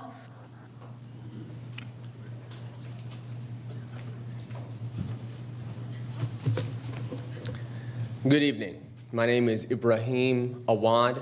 I am a member of the State Bar of Georgia. I am a member of the Trial Lawyers College. I'm a member of the Georgia Trial Lawyers Association. I grew up in Dalton, Georgia, just a little bit north of here. And as a child, I remember hearing the imam that would stand on the mimbar saying these words: violence is the language of the inarticulate. Violence is the language of the inarticulate. And so I have done everything in my power to become articulate, because that paves the road to nonviolence. In 2005, when I graduated high school, I was only one of 3 people that graduated with something called the International Baccalaureate Diploma. That was 17 years ago in 2005. That same year, Israel imposed what they called was a temporary blockade on Gaza. 17 years ago, the same year, I graduated high school. 4 years after that, when I finished my studies here, just down the road at Kennesaw State University with an English degree, at that point, Israel had imposed a permanent blockade on Gaza, restricting everything from going in, imports or exports, controlling electricity, restricting medicine, and even controlling the water. Now, the issue of water is much more profound, because the origin of the occupation was in 1967. You can read about it. It's called the Occupation of Water, where Israeli Military Order 158 made it criminal for any Palestinian to even extract water from water wells. It criminalized Palestinians from even accumulating rainwater in cisterns. That's water. That was in 1967, just happened to be 2 years after my mother was born in Gaza. Had she not made it out, I would be in Gaza right now. I would be amongst the people that have their homes demolished in Gaza right now. As I think about that statement I heard as a child, violence is the language of the inarticulate, I think about the proposal and the draft that's before you all. And I see the words unwavering support to Israel. And I don't think we're being prudent. I think our support should be conditioned on something, maybe like the extermination of children, maybe like the extermination of civilians. Right now, over 2,000 children have been killed. The words unwavering support translate to mean Israel is above the law. And no one is above the law. Not in this community, not overseas, not even the President of the United States. That unwavering support should be withdrawn. There has to be a condition. No one can do and commit these crimes with impunity. The one-sided mention of the Jewish faith totally dismisses the Christian Palestinians, the Muslim Palestinians, even members of the Jewish community that you will hear from after me, who criticize the policies of the Israeli government. It dismisses them as well. Violence is the language of the inarticulate and also the misinformed. Because if we don't become prudent in what we say and what we resolve, then it will only increase crime like the ones that you mentioned, Wadi'a al-Fayoum, 6-year-old who was stabbed to death 26 times. His mother was also stabbed dozens of times, but she survived and is in critical condition. This resolution needs to be delayed. We cannot rush forward with a resolution such as this one, as imbalanced as it is. It needs to be delayed. Thank you.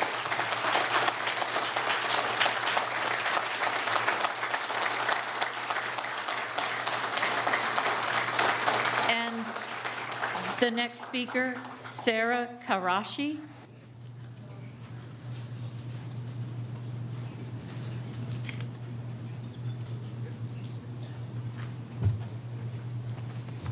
Good afternoon, ladies and gentlemen. I want to begin by expressing how deeply disappointed I am that after leading... just state your name again for our... Sarah Qureshi. Sarah Qureshi, Yes. thank you. Okay, good afternoon, ladies and gentlemen. I want to begin by expressing how deeply disappointed I am that after leading people to believe that you were going to make a principled and balanced statement, the board has instead chosen to double down and treat Palestinians as less than others. Palestinian lives are not just Muslim lives. Countless Christian Palestinians are being murdered as well. As a board comprised of 5 fellow women, I expect and demand better. I will now read a statement that was written by Jewish Voice for Peace, Atlanta chapter, and If Not Now, both Jewish organizations who could not be here tonight to read it themselves because they are having a pro-Palestine event downtown. Echoing the calls of millions of Jews and allies nationwide, members of Atlanta's Jewish community call for an immediate humanitarian ceasefire in the devastating and escalating siege on Gaza, with a planned demonstration in Woodruff Park today, Tuesday, October 24th at 6 p.m. In our grief, we are also called to action by our faith and our conscience to demand that our pain not be used to justify further acts of war, violence, and genocide, including the deaths of over 4,100 Palestinians. We are heartbroken and horrified by the over 1,200 Israelis killed and the pain of families and communities, including our own, as we mourn lives lost and fear for those still held hostage. We will not allow our government and the government of Israel to twist our grief to justify the terrorizing, hateful, and dehumanizing campaign of violence against the Palestinian people. This campaign is not new, but rather a continuation of U.S.-backed Israeli occupation and apartheid, and we will not allow our grief to serve as a shield for 75 years of settler colonial violence. Judaism calls us to pursue justice and tells us that pikoach nefesh, and I apologize if I'm mispronouncing it, which means the protecting of human life, is sacred above all else. With water, power, and electricity shut off, cities, schools, and homes destroyed, and thousands of civilians already killed in Palestine, we call on our leaders to enact an immediate ceasefire.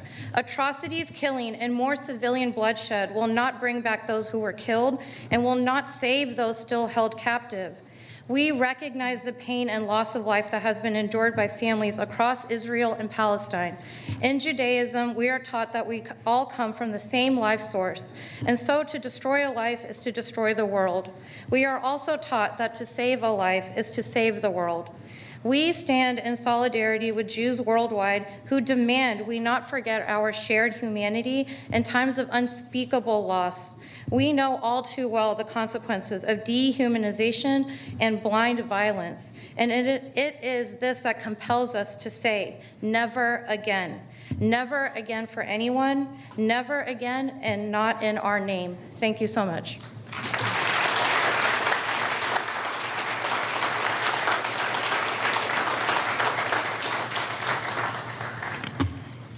And the next speaker, Jada El-Najjar.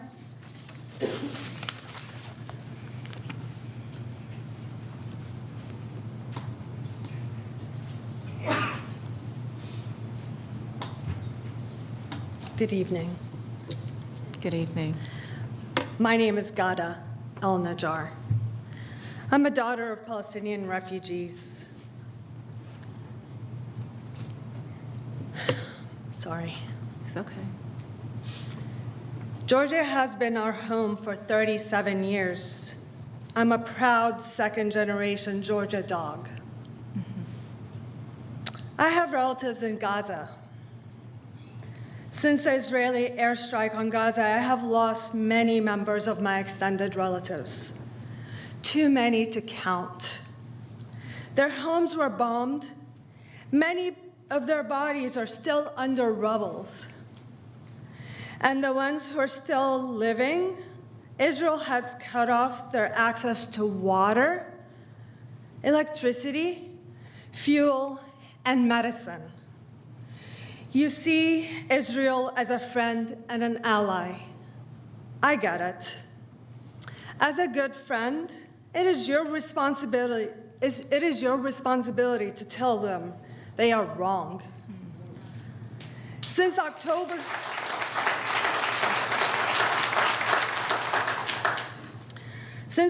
7, Israel has killed nearly 6,000 Palestinians in Gaza. Most of them civilians, and half of them are children, 2,360 to be exact. A resolution declaring unwavering support of Israel is essentially saying you support the killing of innocent Palestinian civilians, like my cousin, Yahya. And I want you to see him because he has a name. He's not a number. He has dreams and he has aspirations. They were cut short.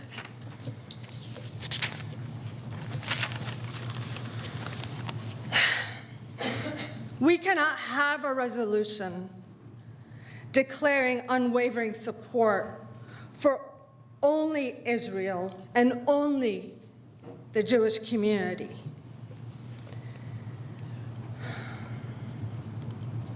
A new resolution must mention the Palestinian people by name. It must call for a ceasefire. It must call for a restoration of water, electricity, dispatch of humanitarian missions, to collect the bodies under the rubble. Just imagine.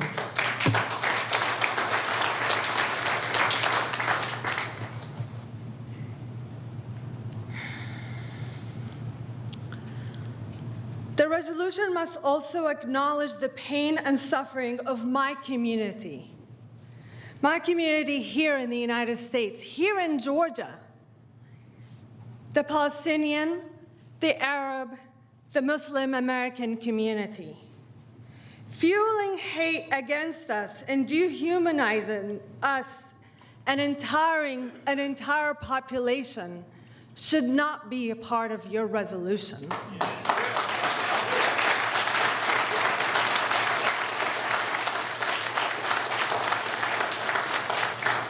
Madam Chair, Commissioners, I ask you today to table this one-sided condemnation resolution before you and to be thoughtful and even-handed in the language and rhetoric you issue publicly.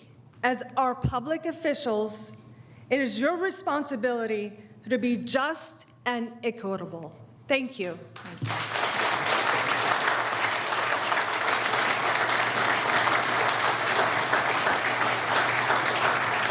And the next speaker, Swami L. Shwa.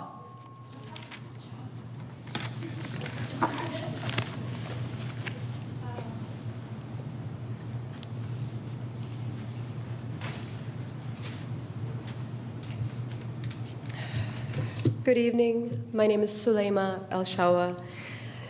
In our current global landscape, we find ourselves amidst a time of unprecedented turmoil and unrest across the world. Specifically, the prevailing media coverage in the mainstream U.S. media outlets, which tends to unconditionally support Israel, has unfortunately led to the vilification of Palestinians. The rhetoric displayed on television and inaccuracies present in various reports have collectively created a distorted perception of the situation in the Gaza Strip. According to the United Nations, Gaza was a desperate humanitarian situation before the most recent hostilities. It is now catastrophic.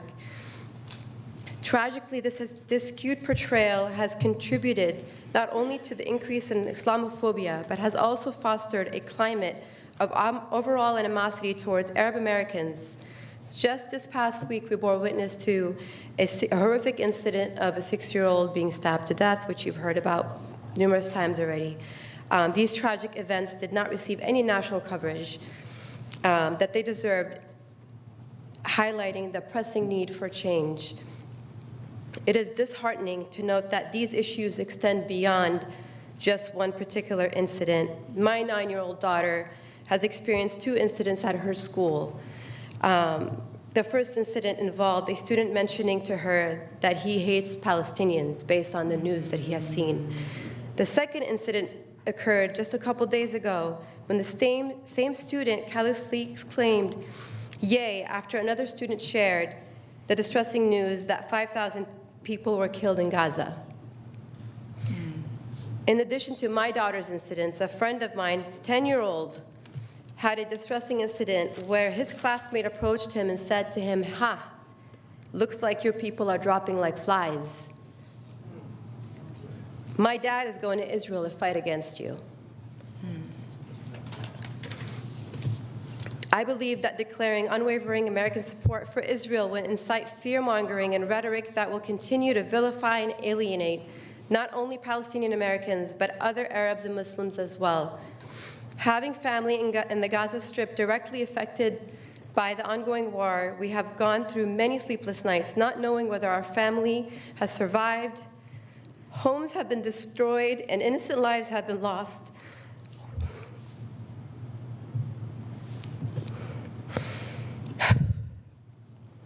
While buildings can be rebuilt, the mental anguish caused not only to the people on the ground, but to the family members in the U.S. is irreversible. Our foremost goal is to ensure that we stand as a beacon of inclusion, where we celebrate each other's unique backgrounds and differences. We must remember that words hold tremendous power, and celebrating the loss of life in times of war should never be condoned, regardless of the origin of the casualties. Let us keep in mind it is the innocent civilians that suffer the most as governments wage wars. Let us not let those actions seep into our county and our homes here. Thank you.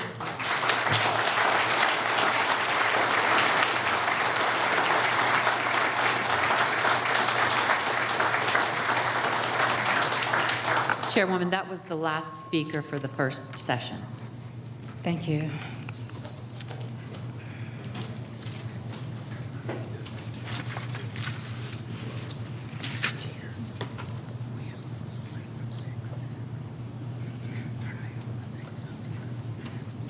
I need you to use your mic.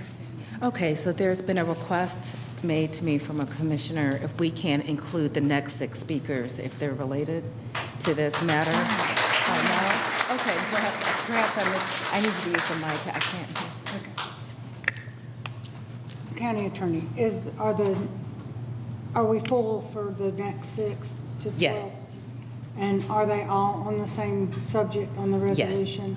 Okay. What my question is, there are other people that didn't get to sign up that are here for other agenda items. Oh, okay. The concern is that there may be other speakers here who did not get an opportunity to speak on matters outside of the resolution. Unfortunately, the policy is that they sign up initially, it's first come, first serve. So we're not able to change. If somebody walks away and doesn't speak in the next session, then somebody else could, but there are 6 speakers already. Thank you. Okay, and I misunderstood your comment. So, Commissioners, I would like to ask for some reconsideration in reordering this because yesterday we made some changes to the agenda to remove the resolution from the agenda and to move the parks item up before consent. But because we've had public comment solely address the first matter on consent, I would request that we discuss consent agenda item, which we had withdrawn, agenda item number 8, before we go back to the Veterans Memorial, and wanted to know if you would be amenable to us addressing that matter now. I see one nodding. Not the whole consent, just that one. Just that one item. Yes, just number 8, so we can get to the memorial. Okay. Okay, all right. I see, I heard 4. Okay. I would just say since 4 out of 5 have agreed to move that, I would ask that we move into discussion of agenda item number 8, which was originally on our agenda to approve a resolution declaring unwavering American support for Israel and the Jewish community. We had robust discussion around this resolution yesterday during our work session, which precedes our agenda. And during that meeting, there was overall consensus, it wasn't unanimous, but it was overall consensus for us to withdraw this matter from today's agenda. Following that meeting, there were several emails and calls received urging us to put this on our agenda and approve it for this evening. There has been a substitute resolution that has been shared for consideration this evening. And as we have pulled this, I've never, besides once, I believe when I was a commissioner, I don't perceive that we've had many instances where a matter has been pulled and then put back on an agenda. So there is no framework procedurally for us to address this. And so I thought it would be best, similar to our work session yesterday, for us just to have general conversation about the path forward if there is going to be consideration of the substitute resolution that has been proposed. And what I will do is I will start with the commissioner that proposed the resolution in this discussion for comment.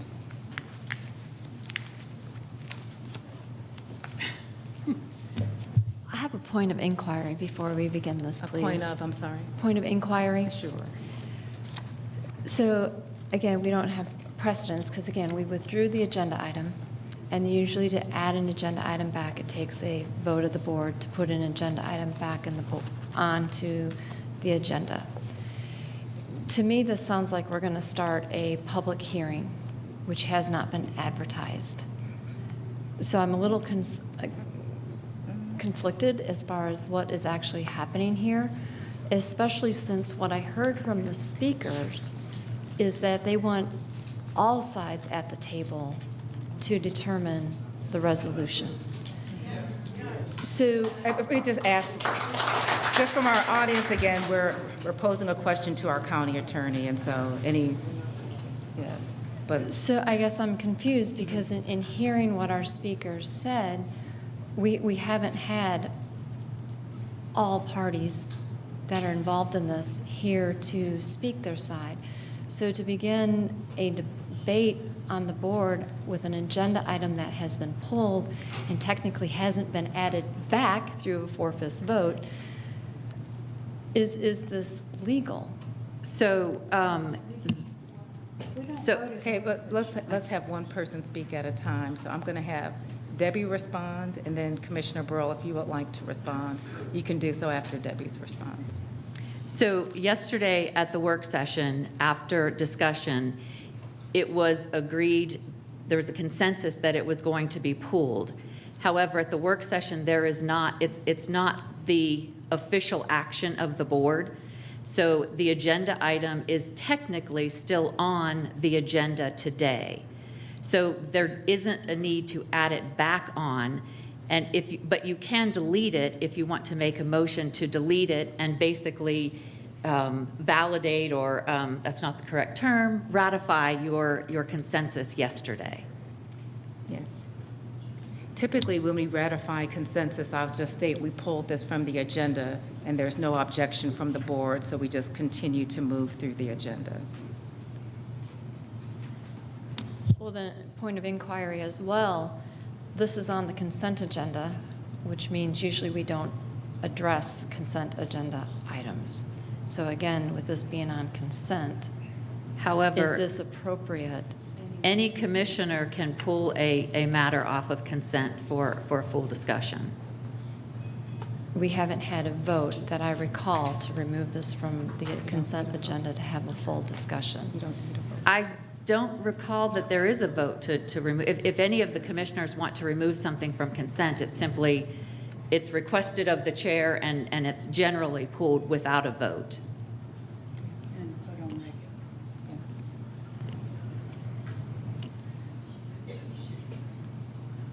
Do you have any more procedural inquiries? Okay, Commissioner Burrow. First of all, the attack of Hamas on Israel is a horrific event, and you all know what has been going on. When this first started, I know it's been going on for years with conflict in the Middle East, but when this early October massacre, horrific event started, I was approached by several individuals that we should make a stand in support of Israel for the attack of Hamas. In the resolution that's in the book that was first presented, it makes no mention of derogatory in any way to any faith except Hamas. So it's focused on the terrorist group. My ancestors are from Lebanon, and we know they're Muslim and Christian and different faiths in Lebanon. We know that Hezbollah, another terrorist group, has taken over Lebanon. So, you know, I'm denouncing Hamas, not Muslims, not Palestinians, no other religion. I'm supporting Israel against the attacks of Hamas, and that's my stand. And if this is pulled or delayed or whatever, or I did meet with the chairwoman and other commissioners today, after yesterday and today, to try to revise the resolution to be more inclusive, because we know that it's not just Israelis that are being killed or murdered and bludgeoned to death in these horrific events. And we did come up with a revised agreement, and if that, resolution, and if that's something that this board would like to discuss and present tonight, I'm willing, to work together to come to a resolution on it. But if you want to hold it, then I will make my comments, I guess, at our public address at the end of the meeting. Thank you, Commissioner. Are there any thoughts of other commissioners on holding this or moving this forward tonight? I'm in support of holding it. Even with the revised draft, I still have an issue with some of the wording. Okay. And not just the wording, but the inferences of the wording. And, obviously, I think everybody agrees that everyone has a right to defend themselves. But, I think wording is important. I am supportive of a resolution, but I want to be mindful of the entire community because that's who we serve.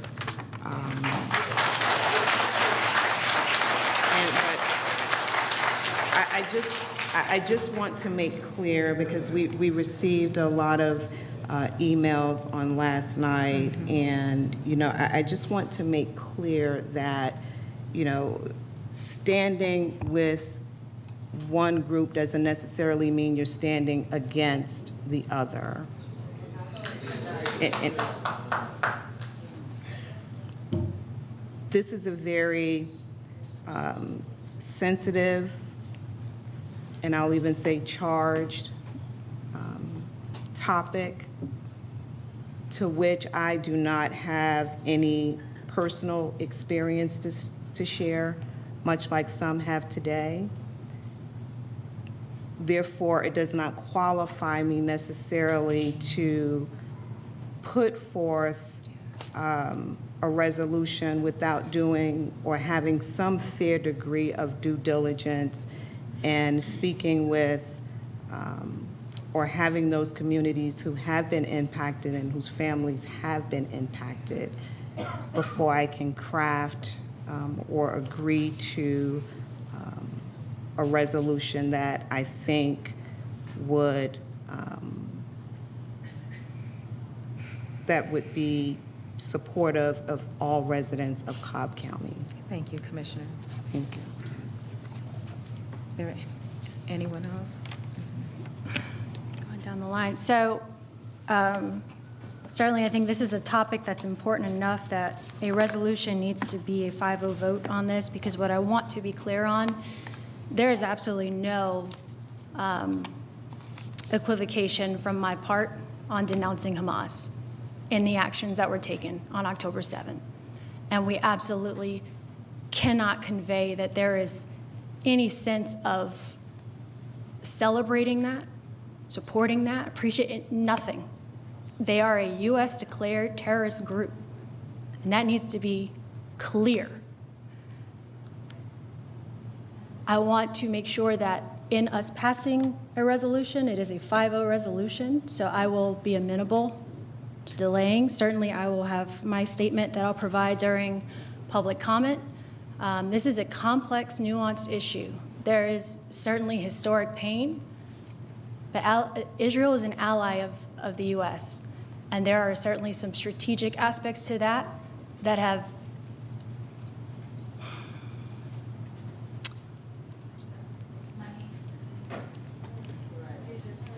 there are international implications to it. There are even international implications to... Excuse me, Commissioner. I know that there is a high level of interest, but I do not desire a high level engagement of commissioners when they are deliberating a topic. It's very distracting to our discussion, and it doesn't help us move the needle on this.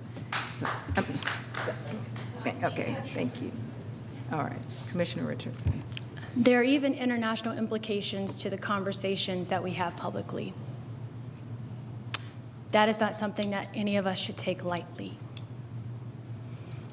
So, as I've stated, the acts were heinous. There are complexities to these issues, and as I mentioned before, I will certainly share my full statement during our commissioner's address. But do know my opinions and my thoughts on this are very strong.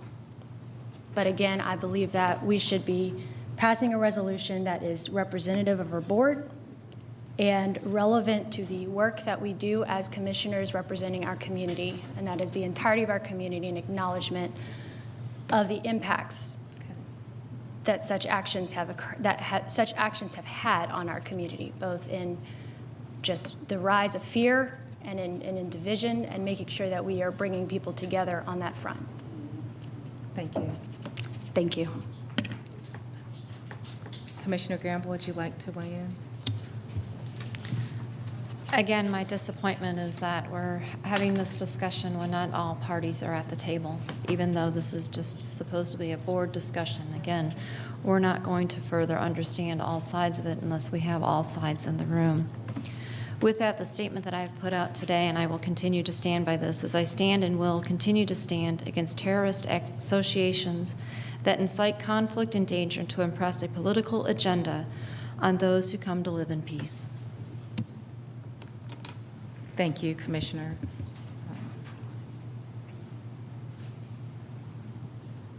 So for a matter to move, it takes a consensus of the board, which is 3 out of 5, and I support the sentiment that I'm hearing in that we should be engaging those directly impacted by this before we move matters forward. I really like the comments that Commissioner Sheffield shared about our qualification to weigh in on some of the matters that we've addressed without being directly impacted. I think it's prudent for us to be able to have that feedback from, as Commissioner Gamble shared, from all sides. And we did hear from some sides today, but even we heard from 6 people out of several that I'm sure have topic or have opinion on this topic, and there are many others in our community. As county commissioners, we are one of the closest layers of government to people, and I think we have a different calling for how we not only serve people but engage people. So I agree with the prudence again that we do make sure that those that are directly impacted in our community do weigh in on this resolution, and I appreciate Commissioner Burrow's openness to that and her openness to listen to the board, because as you heard her heart today, her heart is to recognize that a terroristic event occurred and it harmed our allies, and I believe her heart was in wanting to recognize that evil that did occur. But I also appreciate in her wanting to do that, her willingness to want to work with the board as we've had deliberations on this. And I would just ask that we all work together, because why would we allow a conflict that's dividing people overseas divide us here at home? So I just, you know, too often we allow votes on important matters to pass 3-2, and we understand we can't always get 100% support, but I think there is a strong statement to be made, Commissioner Richardson, in having us all support it. I think there's a statement that's going to be made by us not supporting it, which gets to semantics and verbiage. So we received a lot of criticism about the headlines that were put out. We did not have a tape recorder in yesterday's meeting. We would have loved to let the public hear our deliberation on a complex topic. But instead, what fueled a lot of responses were headlines, and those are things that we do not control.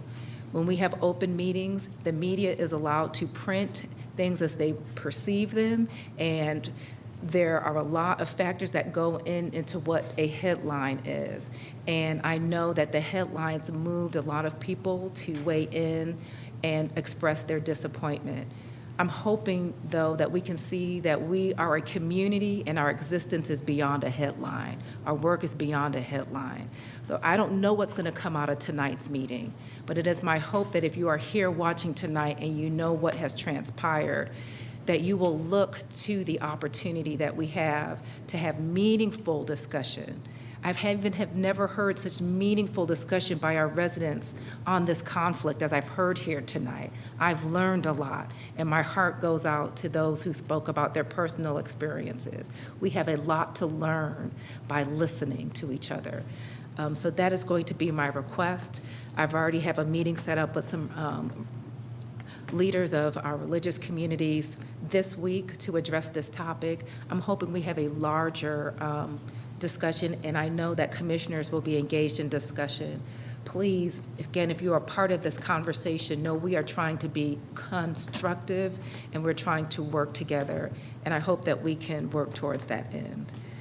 With that, again, there was no vote made to withdraw this from the agenda, and we have not in the past have had a vote, but general consensus.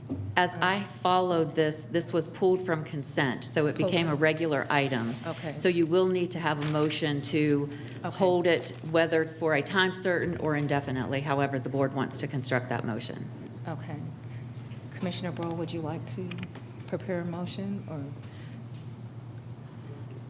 I can't say, I don't think we're in a position to say indefinitely until we have an ability to come together, but I do perceive that should be discussion about this at our next meeting. I don't think that there is an intent to delay, our discussion regarding this.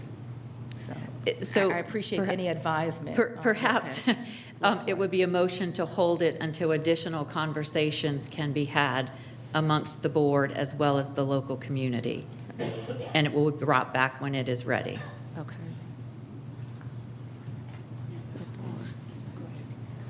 Yes, yes, give me 1 second. I just want to write down what she said.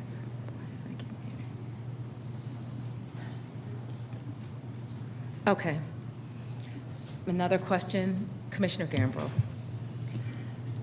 So if we're going to do this prior to the next meeting, my question is, are we going to have to post a public meeting? Because I think all board members need to be in the room when the conversations are had with the entire community so that we can all hear the same I don't think the words. board has to decide that today. I mean, obviously, you can coordinate any special call meeting with the clerk, but that doesn't have to be part of the motion. Okay, I'm just putting it on the record, Okay, though. sure. Because there's been concerns when individuals have met with only one commissioner, and sometimes it's not conveyed. Understood. So, thank you.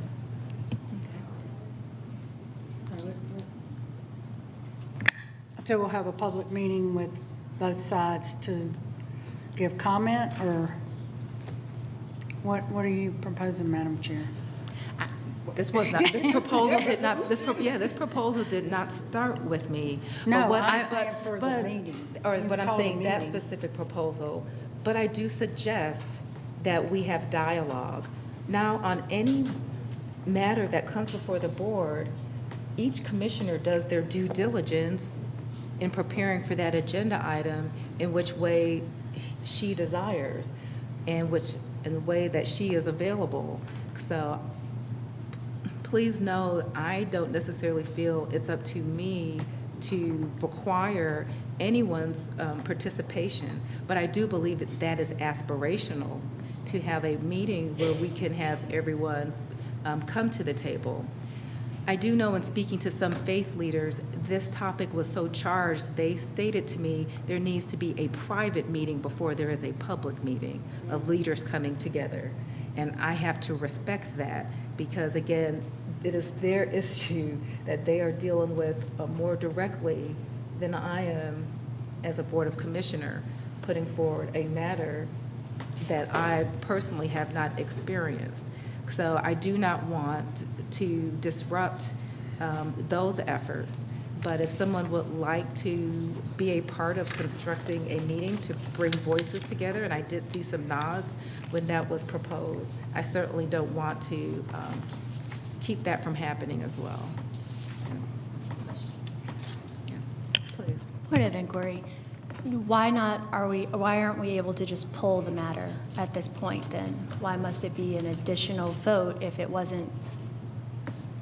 The matter was pulled off of consent by consensus. And then there was discussion on the, it wasn't a motion at the time, but there was discussion on the item. Got it. Thank you. That's a good point, because if we're discussing it, it should be part of the agenda for consideration. So I would just make a motion to hold it indefinitely. But what are going to be the action items? So you're going to include? I think we. My question was, are there going to be action items attached to the motion? I know that we don't want to necessarily pigeonhole ourselves to a time frame, but I think we should have some type of goal that we're working towards, so not to have it linger and basically dissipate. That we can't do that. Well, you could do that. It's just a matter of how specific do you want to do that? Because if you make a motion to take certain actions, those actions need to be completed before it comes back. So my suggestion is that it's a matter of it's held until additional conversations are had, whether those conversations, and this is just my commentary back, whether those conversations are one-on-one or in a public setting. Okay. And that has to be put on the record now. I would suggest that the motion be that the matter be held until additional conversations are had amongst the board. Okay. Mr. Gamble, is that what you were asking, or public? Well, yeah, and I went on the record for publicly because, again, in listening to our speakers, they want everyone at the table. If this board is going to put forth a resolution, again, on this subject matter.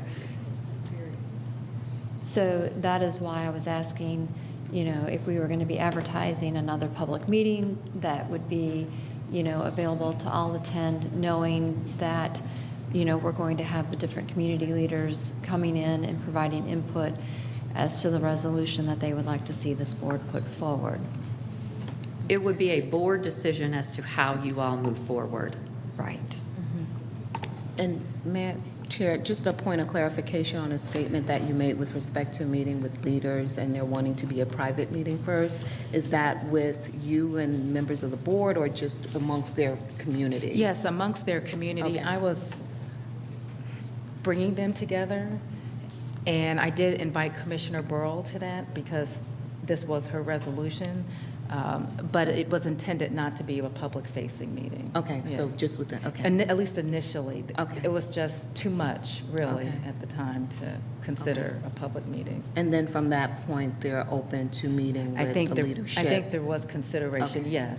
But that they still wanted to meet directly with the commissioners individually. Okay. So I would anticipate that commissioners will be receiving some communication from them. Okay. Yeah.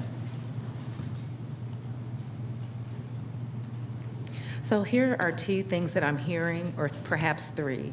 I'm hearing for us to move to just remove this from the agenda, or I don't know if that's an option at this point. It would be to hold it. Okay, to move to hold The consensus this? I hear is that you all want to hold it for Okay. further discussion. So then the two options that I'm hearing are to move to hold this to our next meeting, or to move to hold this until there is additional conversation amongst the board regarding this matter. Is there a preference from commissioners?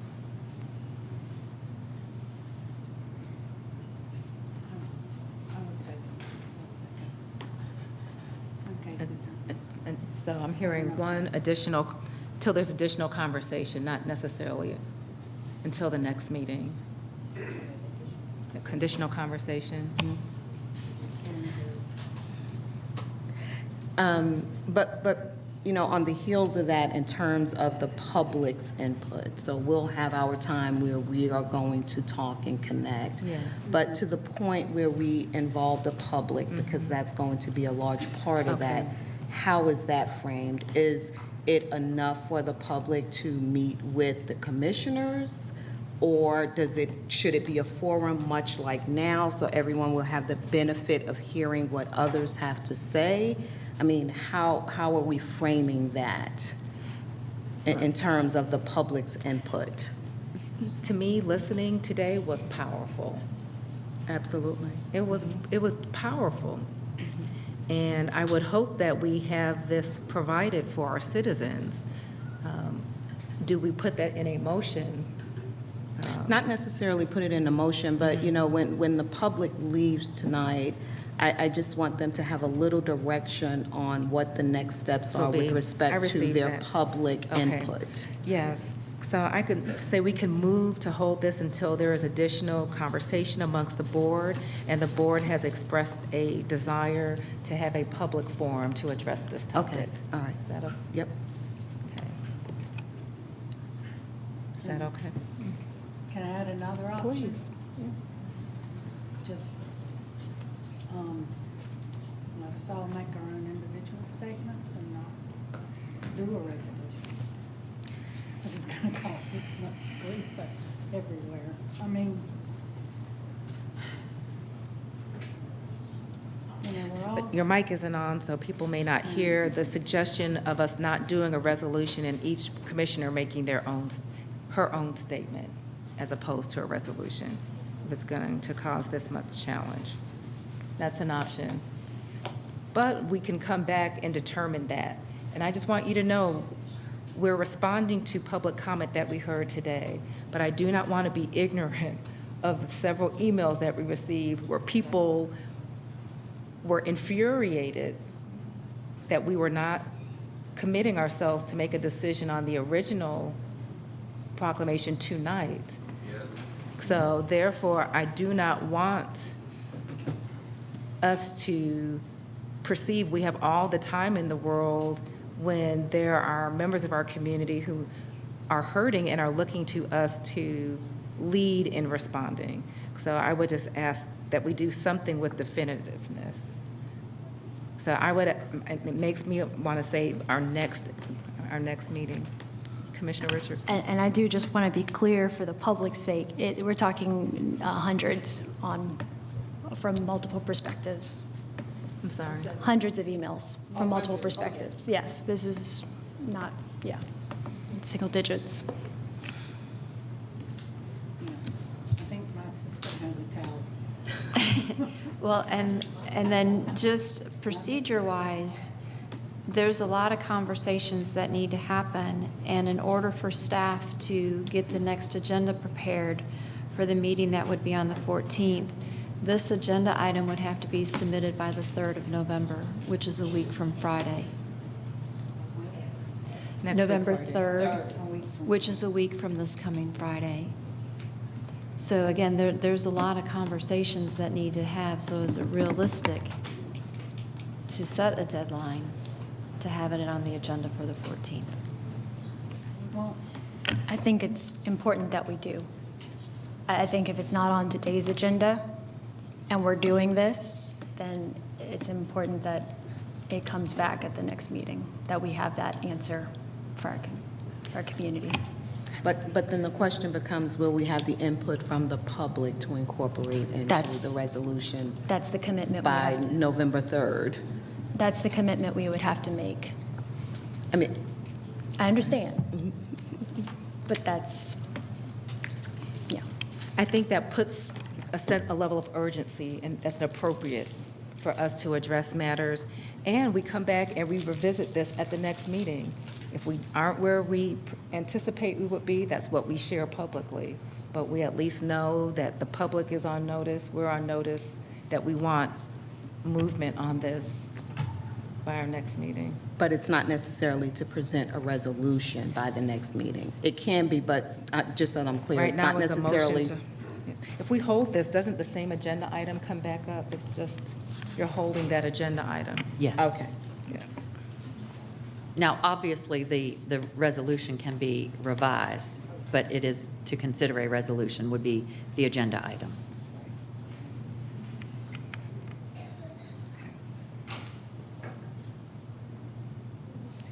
Okay, Commissioners, so I'm moving, and just help me, I'm trying to move this along. We have other matters to address this evening. I'm moving that we hold this agenda item until there is additional conversation with the board, with the desire for us to have a public forum to discuss this topic, and for us to hold this until our next meeting on November 14th.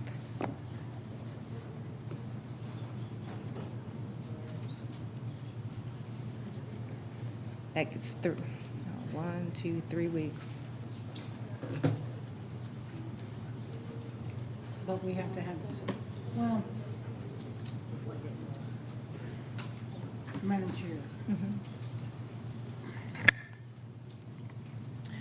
We can have discussion like we've been having the last 2 days with the board. We can meet with different groups. And if we have a resolution that is a consensus and agreeable to the board and with input from all parties, then we can put a resolution on the agenda. Okay. But we don't have to say we're going to have an agenda by then, do we? I mean, a agenda item, a resolution by then. If you are holding the item is that you are considering a resolution. So you could potentially deny this motion and bring, and then either bring it back as a new item or a discussion. Generally, y'all don't do discussion items. It's an item that has to be voted on. We But could amend it to withdraw for further review and discussion. Amend the motion to withdraw this for further review, which would be, that's the same thing we intended yesterday. So we're just affirming. Okay, so I want to substitute my motion to amend this. I don't think that's going to fly. All right. Look down there. Okay, all right. Okay. Look, go with the first motion.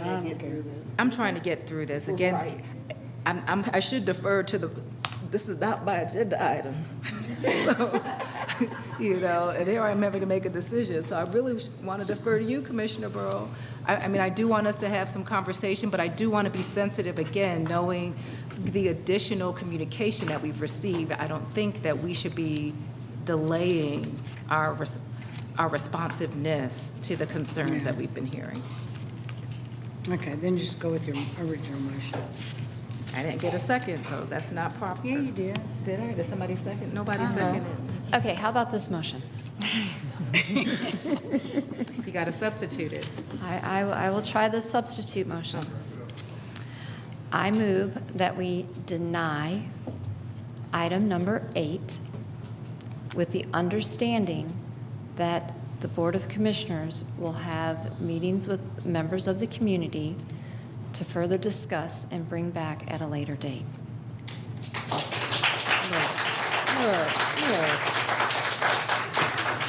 That sounds acceptable, Commissioner. All right, I second that. I second. Yeah, I'll second. Commissioners, is there any further discussion on this matter? Let's call the question. What is that? The motion passes 5-0.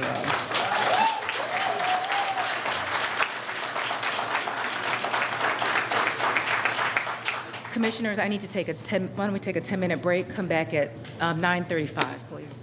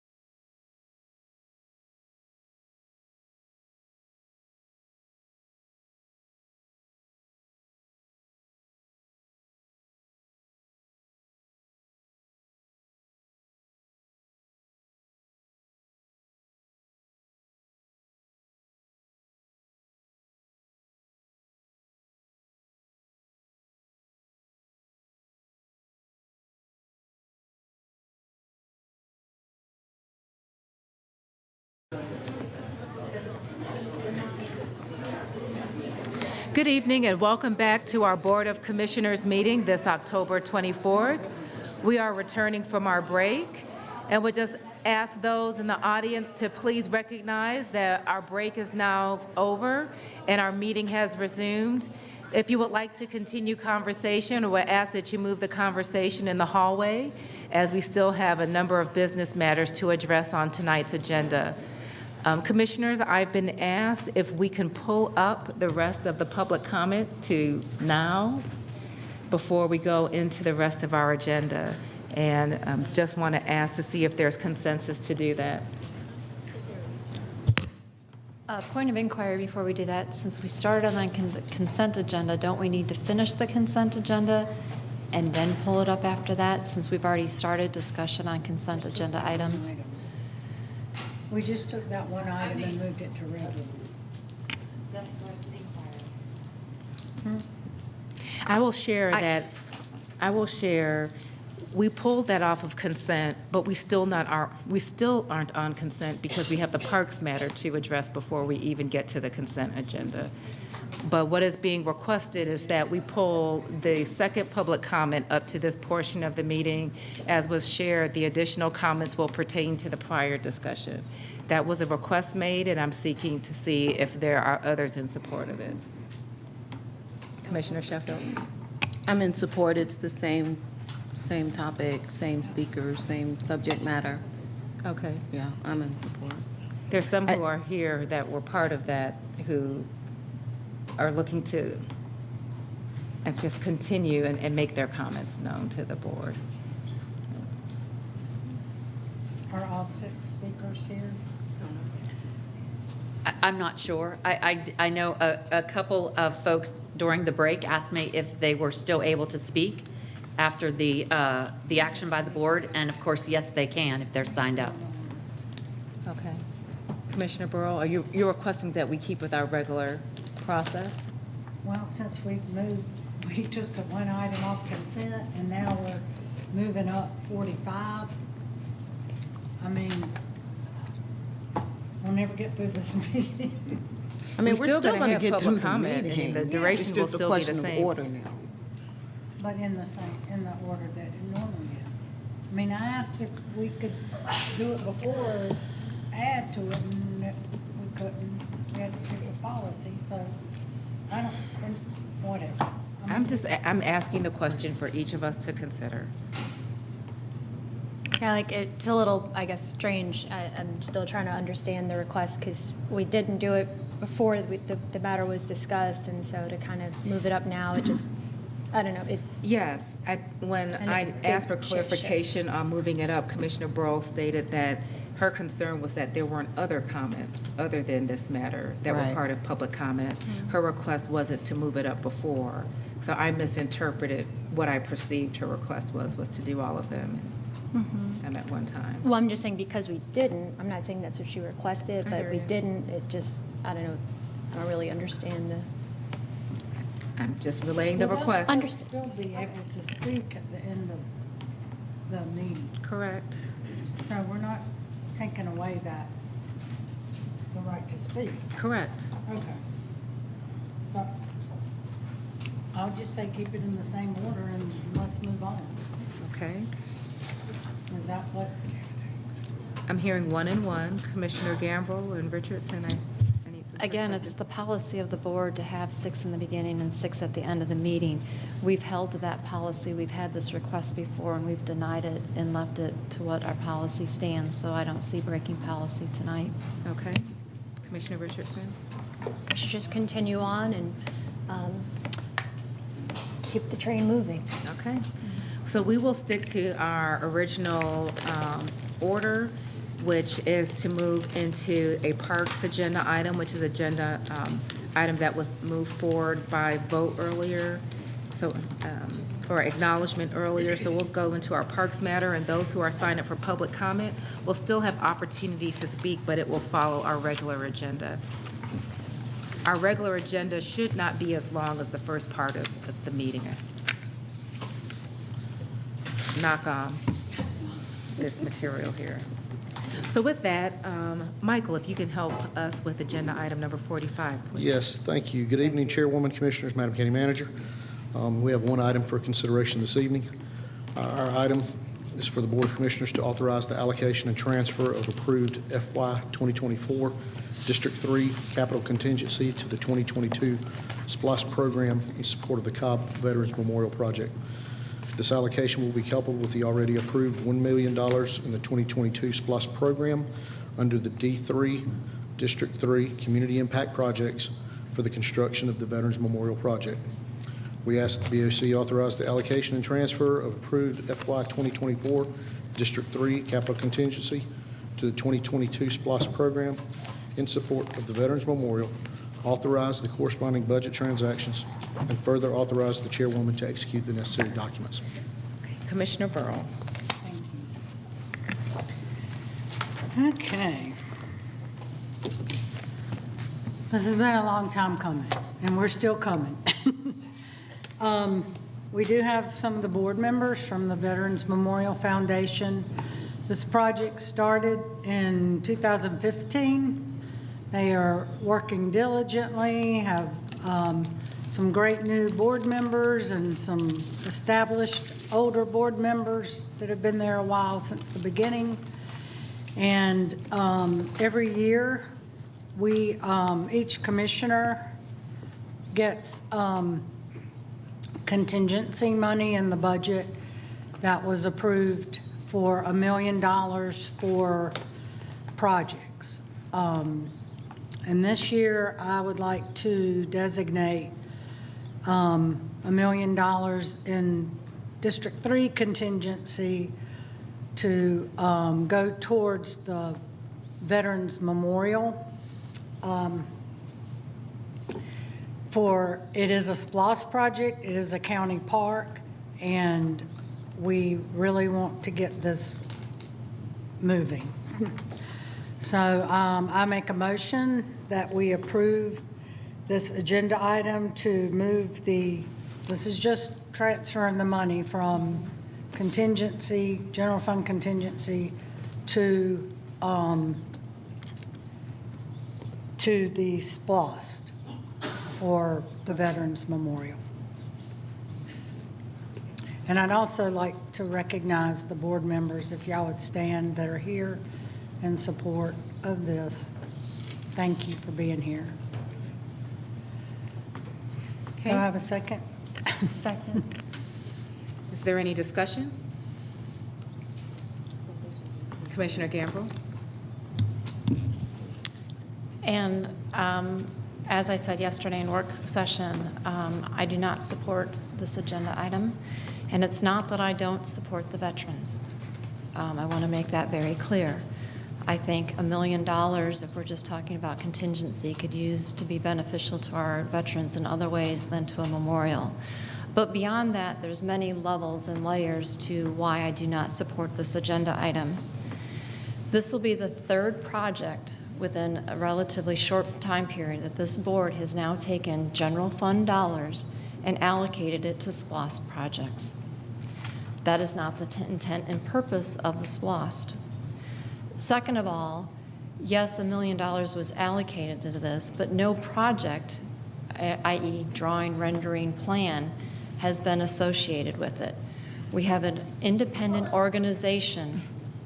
We have an independent organization that has a plan, but that plan has not been adopted by the board.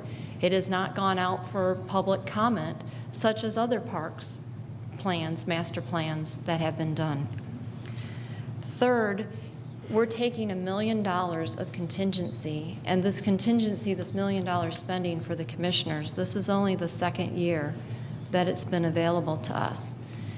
And while each of us is allowed to spend that money as we see fit, that money is removed from the county manager and staff's ability to use to fund projects that they have ongoing that they know of. Right now, that project list exceeds $50 million. That is not funded currently under the general fund budget. I also am having a hard time struggling with this because the board approved a consultant to do a facilities study. because we know our facilities need repair. So again, we're taking $1 million, and granted, you can say it's only $1 million, but we're taking it to a plan that has not gone through our regular parks process to approve an end result. The county is also, given the location, going to be removing parking availability to an event center. Now granted, it's only used for overflow, but when we take that parking away, the county is now going to be creating new problems that the community will expect us to address. So it has nothing to do with the memorial itself or what it stands for, but the additional cost that it will be bringing as a burden to the citizens.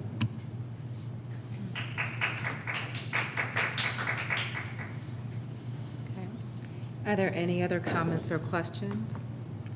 Can I defer to Michael for some response, for clarification? Please. Yes, ma'am. Okay, first of all, this is a SPLOST project now. And I understand where Commissioner Gamble doesn't like to take general fund money to put into SPLOST. However, that is legal. You can't take SPLOST money and put it into general fund. This contingency, each of us got this. It was voted on and approved, and it is discretionary. Last year, District 1 used it for a park. Last year, I used it for the, for 2 parks and an intersection, DOT road improvement. I'm sorry, one for DOT road improvement and the Precinct 6, police precinct. Because all of our SPLOST projects, as you know, are over budget. So it's discretionary, and I'm committed to this memorial being built, and it is a SPLOST project. It is a county park, and we do have an existing MOU that we are working on revising so that we can get started in phases. And that's all I have to say. Commissioner Richardson? The only commentary I'll provide is I shared with the commissioner, I do share some similar concerns, but I do respect the discretionary aspect to these funds. The whole intent is to be responsive to your respective district, and so you'll have my support in this vote. Thank you. I mean, I just simply echo what's been said already. The funds are there for our discretion, and whether it's for a SPLOST project or any other project is there for the commissioner to use at her discretion. So this is where the District 3 commissioner decided to use her funds, and I am supportive of that. I agree with the sentiment of both Commissioner Sheffield and Commissioner Richardson. So with that, I'm going to call the question. The motion carries 4-1 with Commissioner Gamble in opposition. Thank you. Thank you. We are now moving to our consent agenda, Commissioners. The consent agenda items are voted on in bank and should have been scrolling on the screen prior to this meeting and will scroll afterwards. Please note that we removed agenda item number 8 from the consent agenda. With that, Commissioners, I move that we approve the consent agenda as it has been revised, with item 8 being withdrawn, and to authorize execution of the necessary documents by the appropriate county personnel. Second. Is there any discussion? Yes. Madam Chair, I approve the consent agenda with the exception of number 31, the economic development. Yes. ARPA money, and number 37, the legislative agenda. Okay. That's not on consent. It's part of the regular agenda. Something was, yes. But it is number 37? It is, but it's just listed incorrect. It's okay. It wasn't clear the way that it was. 31. 31. Okay. Commissioner Gambrill? I'd like the clerk to note that I do not support agenda item number 31. Okay. Any other discussion? Call the question. The motion carries 5-0, recognizing Commissioner Burrows and Gambrill's opposition to agenda item 31. We are now at the regular agenda, and the first matter is ARPA. Okay. This is a good thing. Sorry for the confusion. I was the chair of the Economic Development Subcommittee for ARPA, so I get the pleasure of presenting this item. Okay, great. So first of all, good evening, Chairwoman, Commissioners, County Manager.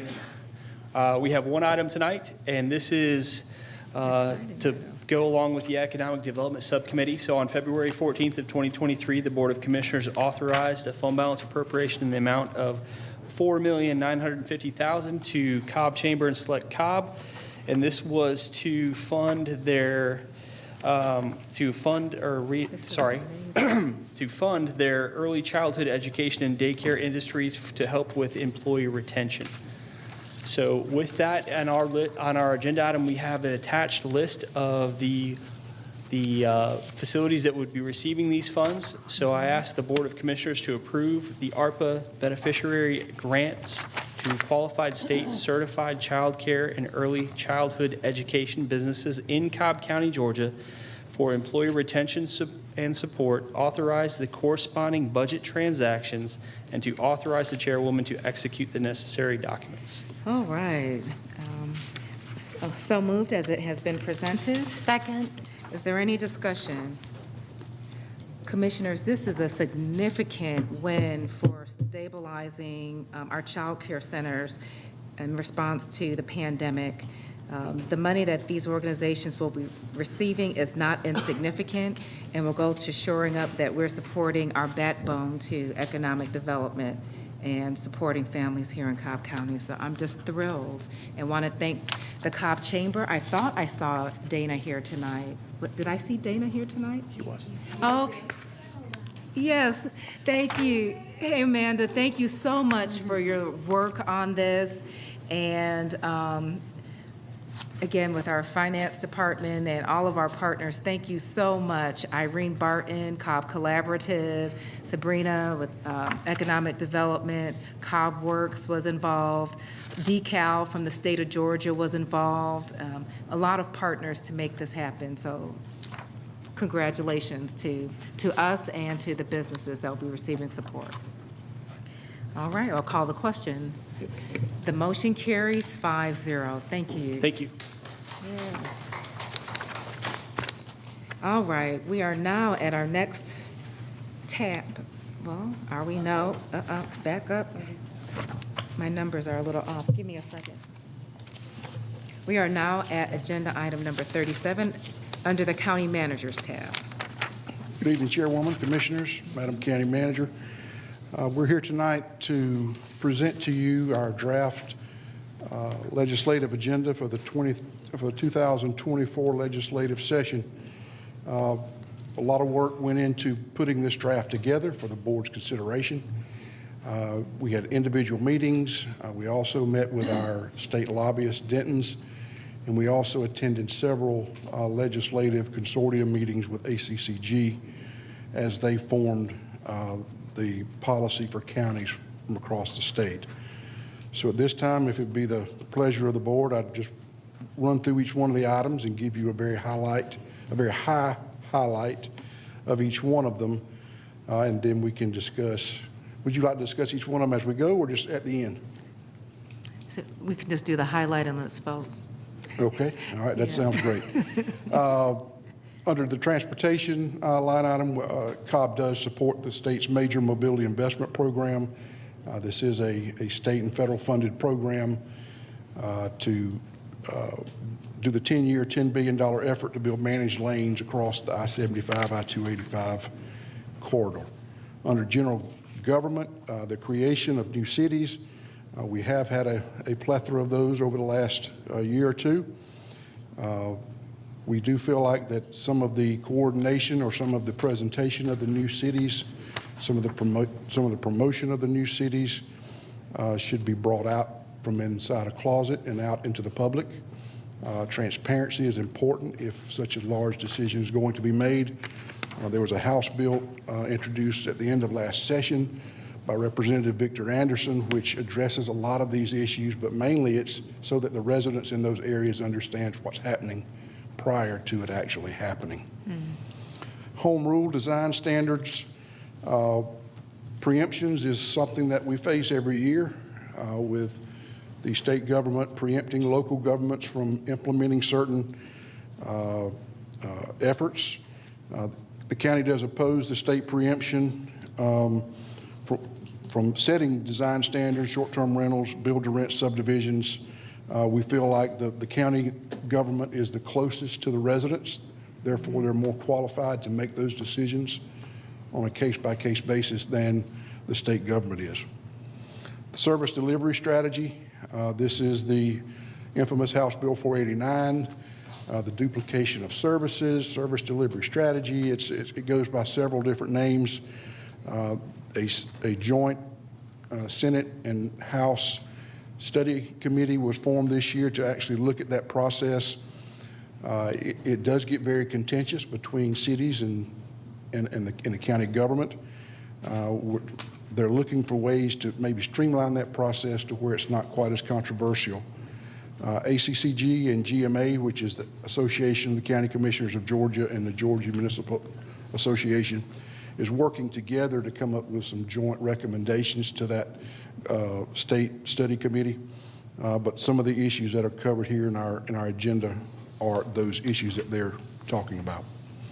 On the back page, on the evictions process, just looking for a common ground that preserves landlord and tenant rights. We're not specific in what that might be, but we do understand that the apartment or the homeowner has rights, but the tenant has rights as well, and balancing those out. Okay. Landlords inspections. We support legislation that would require rental properties to be inspected periodically. We did that on multifamily with our local ordinance, I believe, last year. But single-family rental properties is not covered under that because the state has a law prohibiting registries. So those are people too. I mean, they have concerns for their living conditions as well. Public notification of a tax increase. Every year when the county does not roll back its millage rate to an amount that equals the increased home assessed values, we have to advertise it as a tax increase. Understanding that it costs us more today than it did last year to offer services that we do, we're asking that they find some type of a formula that would allow a county government or a city government, in any case, to include that calculation in their requirement to advertise for a tax increase. Housing affordability and accessibility. We support state authorized flexibility and incentives to allow us to do some things to increase our workforce housing here in Cobb. Of course, continued support for Dobbins Air Reserve Base, one of our greatest resources here, one of our greatest employers here in Cobb County. We're requesting the state continue providing the necessary support for Dobbins Air Reserve Base. Public Works bidding. This initiative was actually approved last year, but then was vetoed by the governor because the state government was not included with the city and county governments, increasing a public works project from $100,000 to $250,000. That issue has not been revisited in over 2 decades, and a project that cost $100,000 to bid 20 years ago now costs at least $250,000 to bid or to build. Speed calming, we're asking the state to support local governments being able to place speed detection, citation issuing devices outside of school zones as part of our traffic calming plan. Mental health reform, we're encouraging the state to expand their crisis centers, co-responder programs, accountability courts, et cetera. the last year that Speaker Ralston was in office as the Speaker. They passed House Bill 1320, which did a great job of expanding mental health coverage. This past year, House Bill 520 did not make it over the hurdles, and we're encouraging them to continue to expand the services for mental health reform. And then last but certainly not least is support for first responders. Cobb County encourages the General Assembly to look at all benefits, programs, et cetera, for first responders and to make them a top priority. So that is our list. Of course, each of you as individual commissioners have the opportunity to make phone calls or to have meetings with other delegation members and share your own opinions. But these are some standard items that we would like to include on a legislative agenda that we will share with the Cobb delegation. Thank you, Jimmy, for walking us through those agenda items for our support and advocacy during the 2024 legislative session. With that, I move that we approve the legislative agenda as it has been presented. Second, and just comment. Yep. I just do want to make it also known that I'll be advocating for 2 additional areas, and that is the Renters' Bill of Rights, which actually the framework comes from our own state representative right here, and the second of which is looking at those expanded options written within the MSPLOST category. Any other comments? And again, commissioners have the opportunity to advocate for matters individually. Recognize that. All right, we'll call the question. The motion carries 4-1 with Commissioner Burrow in opposition. Thank you, Commissioner. Thank you, Jimmy. And we'll see you in the morning at 9:30 at the Bright and legislative early. breakfast. Yes. Get that coffee brewing. All right, moving on to DOT, I believe. No? Yes, no? Did I not, was I supposed to mention? No, I'm sorry. Judge Murphy, was I supposed to consider your item and I did not consider it? I know you've been sitting here. Give me a moment. Let me look at what I have here. You are added on, but I didn't share where we were adding it. We did after. Oh, okay, so you're up next, Judge. Yeah.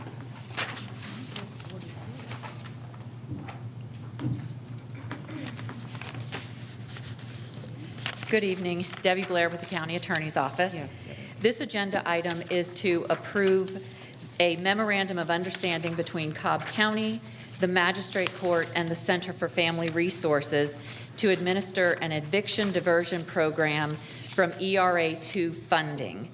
Previously, on April 26, 2022 and November 8, 2022, the board allocated $750,000 and $576,071.10 respectively towards the funding for this program. It was anticipated from the start back in 2021 when we first got ERA money that we would develop, that the Magistrate Court would develop such a program, but we would not commence it until after the ERA2 and ERA1 funding had been distributed. We are obviously at that point. This program aims at helping qualified families from stopping qualified families from losing their homes.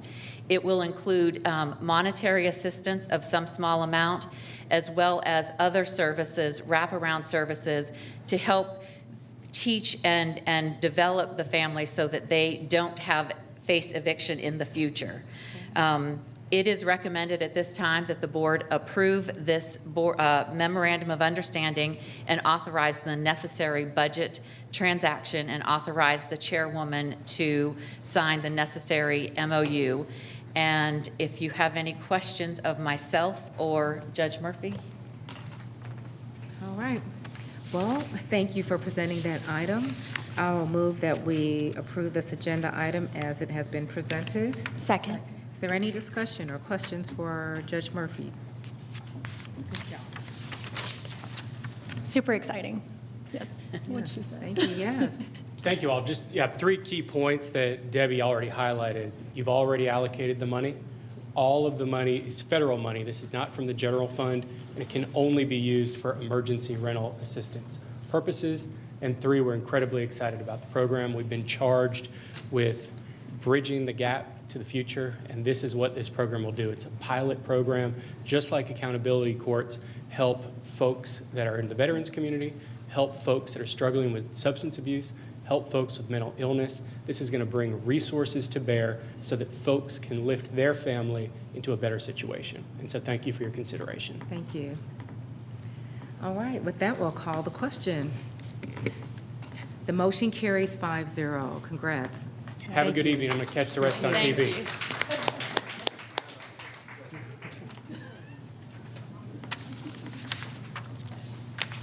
All right, now moving on to DOT.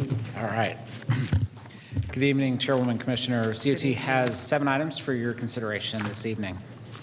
Our first item is to recommend the Board of Commissioners approve supplemental agreement number 1 to project number B2601, task order number 2 to the 2020 master task order contract with CDM Smith Incorporated in an amount not to exceed $33,192 for preliminary engineering of Ewing Road sidewalk. Authorize a corresponding budget transaction and further authorize the chairwoman to execute the necessary documents. Commissioner Sheffield. So moved. Second.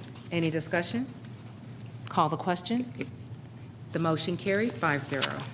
Thank you. Our next item this evening is to recommend the Board of Commissioners approve change order number 1 final to project number B2229 to the 2021 countywide unit price contract with Advanced Sports Construction LLC, a savings to the project in the amount of $66,028 for emergency drainage repairs on Lake Colony Drive and Lake Colony Drive.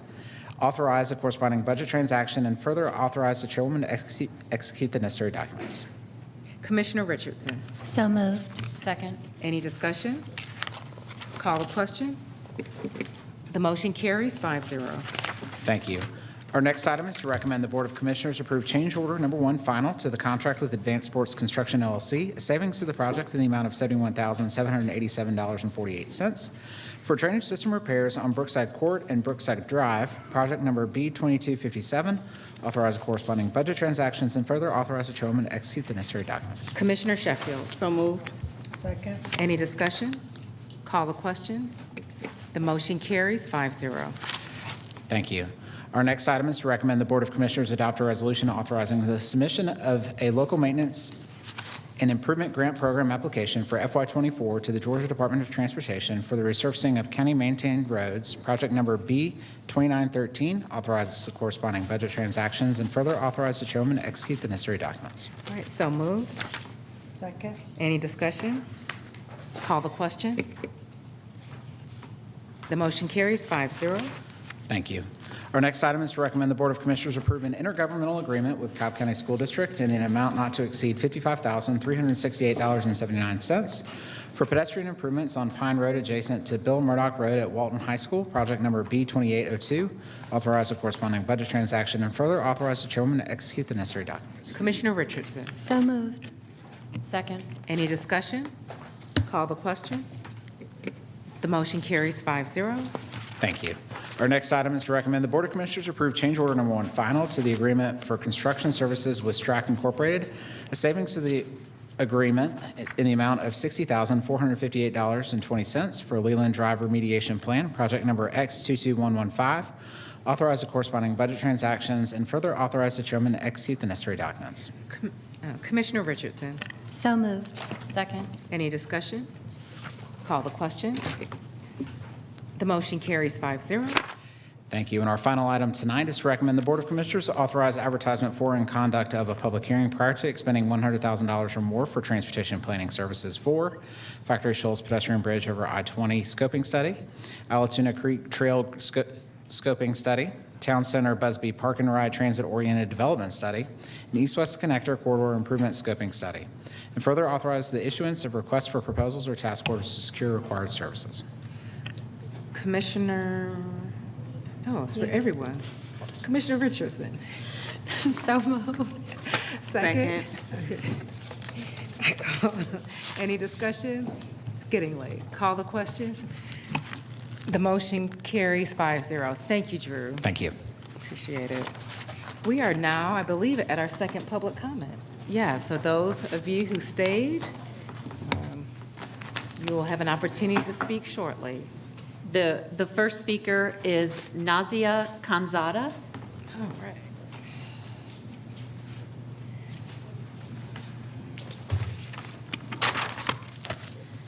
I was going to say good evening, but I think I can say good night. My name is Nazia Khanzada, and I am a resident of Cobb County. I stand here today to address the resolution that we were discussing today.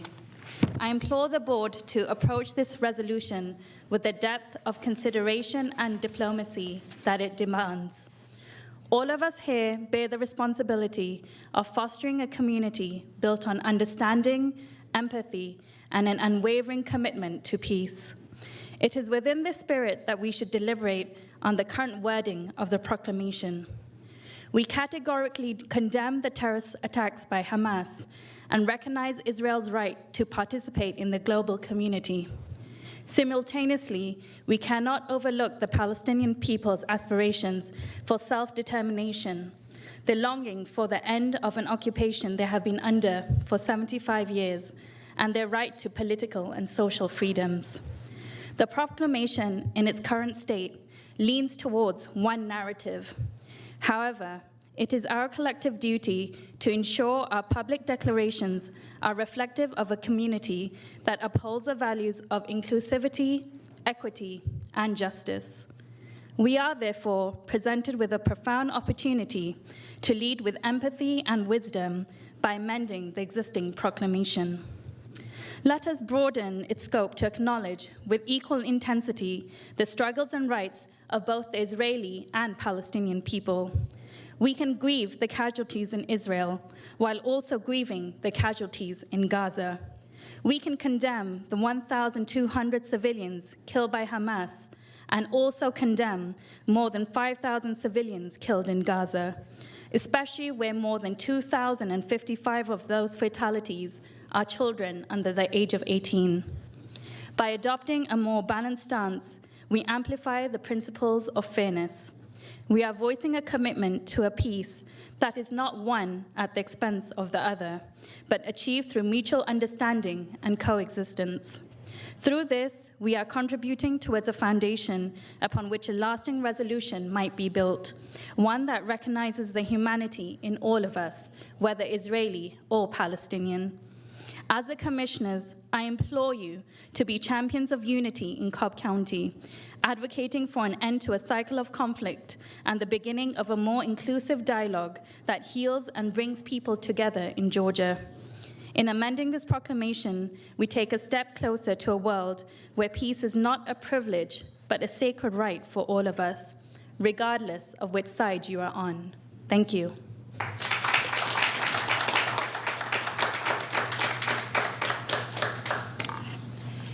The next speaker is Dava Jeb Al-Baba.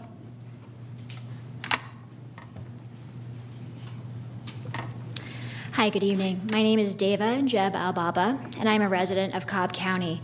In opposition to any resolution by this commission declaring blanketed, unwavering support for any faction around the world that wants to take up arms against another in retaliatory rage, while leaving an entire diaspora of humanity as a passive side note only.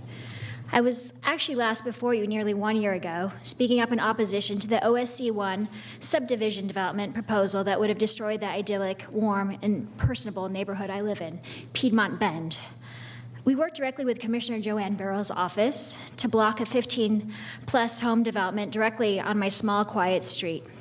This commission stood for community building and in solidarity of not tearing the fabric of something that took many years to build, a street of trusting, connected neighbors with very diverse, rich backgrounds where my kids could play freely.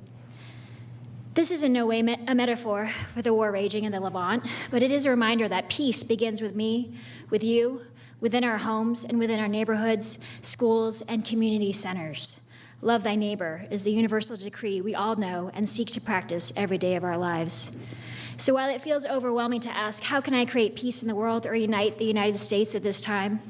We can ask ourselves questions such as, how can I create peace in my neighborhood? Or how can I unite my school to get clear answers with attainable solutions? If this locally elected commission thinks that taking the side of one nation or one community is the solution that will unite and strengthen Cobb County in any way, they are sorely misguided and in no way contributing to the greater global peace we all want for our lives and our children's lives. If we are to humanize one another here in this room right now, then we must also recognize all victims of this truly horrific war. It's debatable even whether President Biden or Congress will heed any proclamation from the Cobb County Board of Commissioners today or in the future, but you better believe the Cobb County citizens will note every word of it. I'm here today to plead for peace and a ceasefire in the Middle East over urging the U.S. military-industrial complex to extend our tax dollars to support war of any nature. I urge you to start with promoting peace and embrace all Cobb communities right here, right now, over choosing one over another. It starts with you and I, and it starts in our neighborhoods. In closing, I stand before you today as an American mother of 3 young Muslim children of Lebanese descent and as the grandchild of Jews who fled the Nazi invasion. My heart is with all those currently affected by the Israeli-Palestinian war, particularly the 3,000+ innocent women and children who have already been murdered, and the countless others maimed, starving, or in the throes of death as we speak. No man, woman, or child deserves any of this. I too mourn the loss of our Jewish, our Christian, and our Muslim neighbors. Please consider standing by peace and calling for a ceasefire before anything else. Thank you.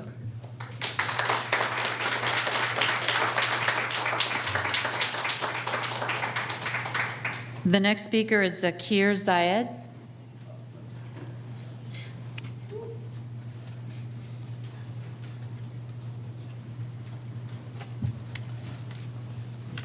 Good evening.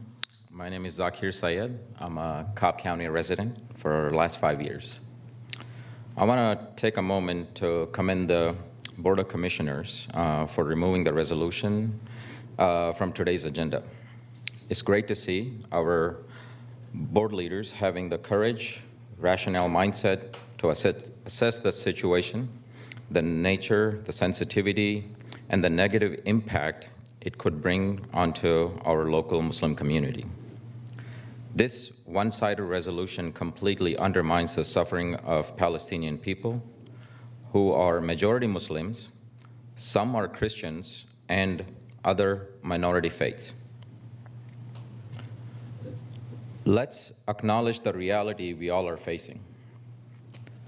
1,400 innocent Israelis were killed by Hamas terrorist group, and this horrific act deserves absolute condemnation, and there is no debate. Let's just settle that for a moment. The retaliatory measures by Israeli military and in support from United States has been unprecedented, killing more than 5,000 Palestinians, majority of which were women and children, and this is just in last 2 weeks. Death toll expected to grow much higher if upcoming invasion by Israeli army is carried out.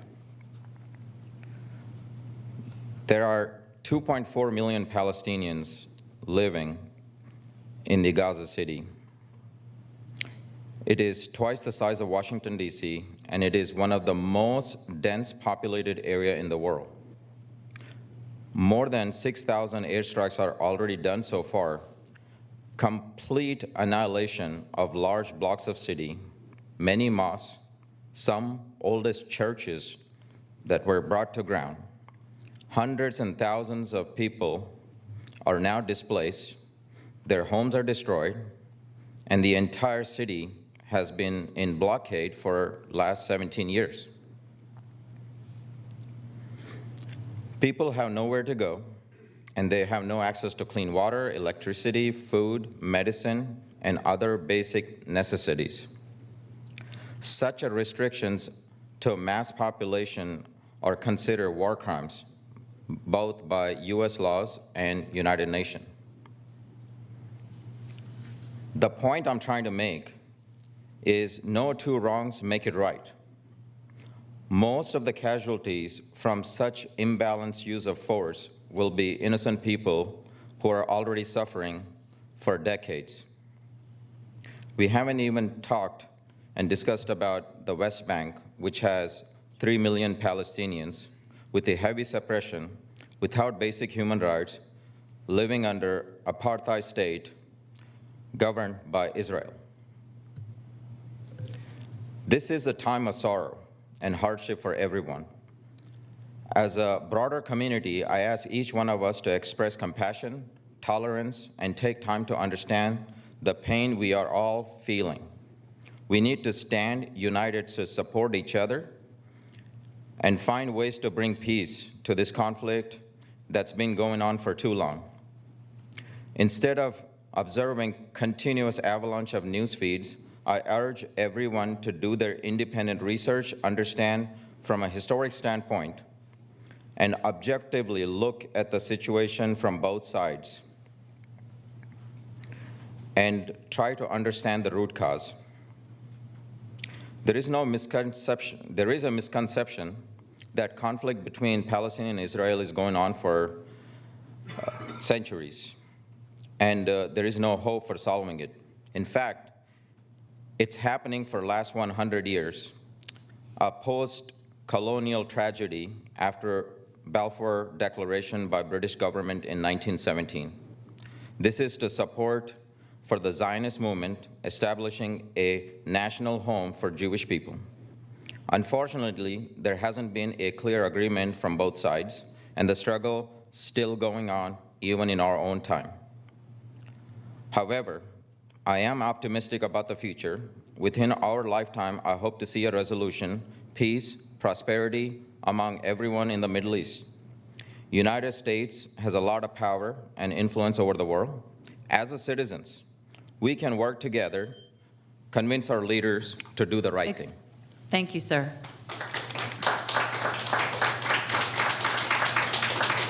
The next speaker is Altaf Lal.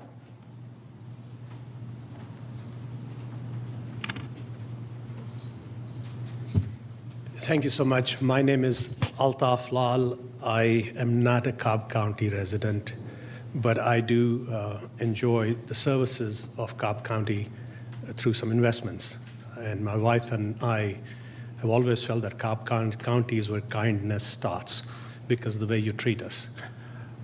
And I saw today that kindness. I saw today that let us step back. I've served for U.S. government for about 40 years, serving for CDC, NIH, US FDA. About 8 years of that was on a diplomatic mission. So Commissioner Richardson, when you were speaking about allies and how we support each other, I understand that.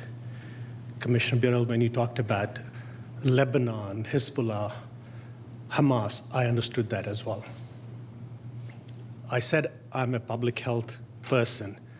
I also believe that we need to do root cause analyses if we have to understand everything. If we fail at that, we would have Band-Aids. We won't have treatments. Cobb County has a unique opportunity to show to the rest of the nation and perhaps to the world that we get it. But we have understood what we're going to do and what we're going to say. Science of conflict resolution starts with you. You may be county commissioners, but your voices are heard because the people depend on you. So please, first, thank you for doing what you did today. Second, engage with the community. Today, I'm a Jewish American. I'm a Palestinian American. I'm an American. I'm a Kashmiri American because the pain that you heard, that I've heard, we can't harvest our rainwater as a Palestinian citizen. We can't be on that side of the law. We have to condemn Hamas. You, me, everyone in this room will condemn it, irrespective of the faith, where they come from. But we also look at the root cause analyses, where we have, if we don't do it, a few years from now, some other commissioners, some other group of people. I want to thank you so much again for listening to me.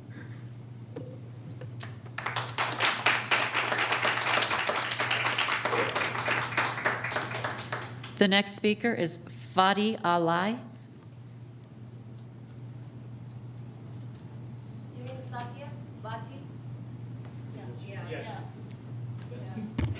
No. F-A-D-I? No. He's not here? No, yeah. Okay. Satya Valti?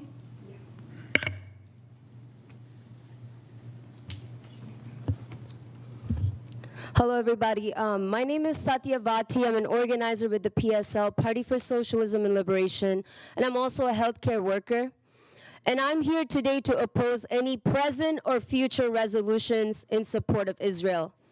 Any resolution that declares unwavering support for Israel is in reality your unwavering support for racist apartheid, colonialism, illegal occupation, and terrorism towards the Palestinian people. The apartheid state of Israel has subjected the indigenous Palestinian people to 75 years of mass displacement, humiliation, and torture. People with any sense of history know that Hamas is an excuse to finish the ethnic cleansing that the Zionist project started a century ago. The Israeli state is the terrorist organization you commissioners should be condemning. And I cannot fathom by what standard of morality one can talk about the right to self-defense of a colonial state that has committed acts of terror towards Palestinians for 75 years. The initial resolution shows how little you think of Palestinians because you make no mention of them at all in the despicable resolution that belongs in a trash can. And if you have any real humanity in you, you would stand with the thousands of people and children who are being bombed and killed by Israel right now in their homes, hospitals, schools, mosques, churches in Gaza and the West Bank with no end in sight. And instead, you choose to stand with the colonizers over the colonized, with the oppressors over the oppressed. But the world stands with Palestine.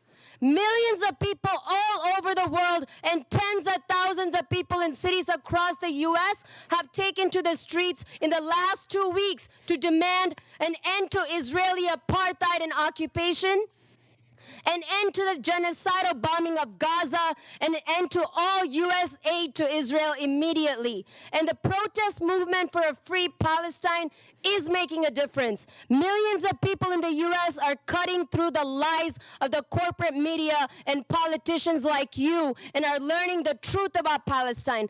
And on November 4, tens of thousands of people from across the country are going to march on the White House to make it loud and clear to the war criminal Joe Biden and the imperialist Congress that the American people refuse to fund genocide, refuse to fund apartheid, and refuse to fund colonial occupation. And we maintain that resistance is justified when people are occupied. We will never condemn the resistance of colonized people against colonialism. And there can be no peace without justice. So those who want peace and justice for all people in Palestine should demand an end to Israel's illegal colonial occupation. They must demand the fall of Israeli apartheid. Free, free Palestine.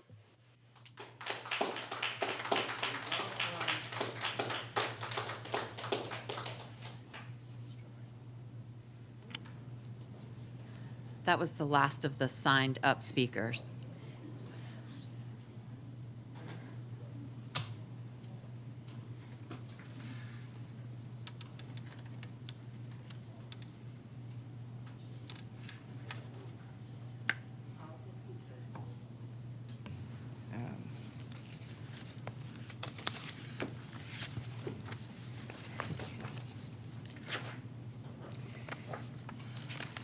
All right.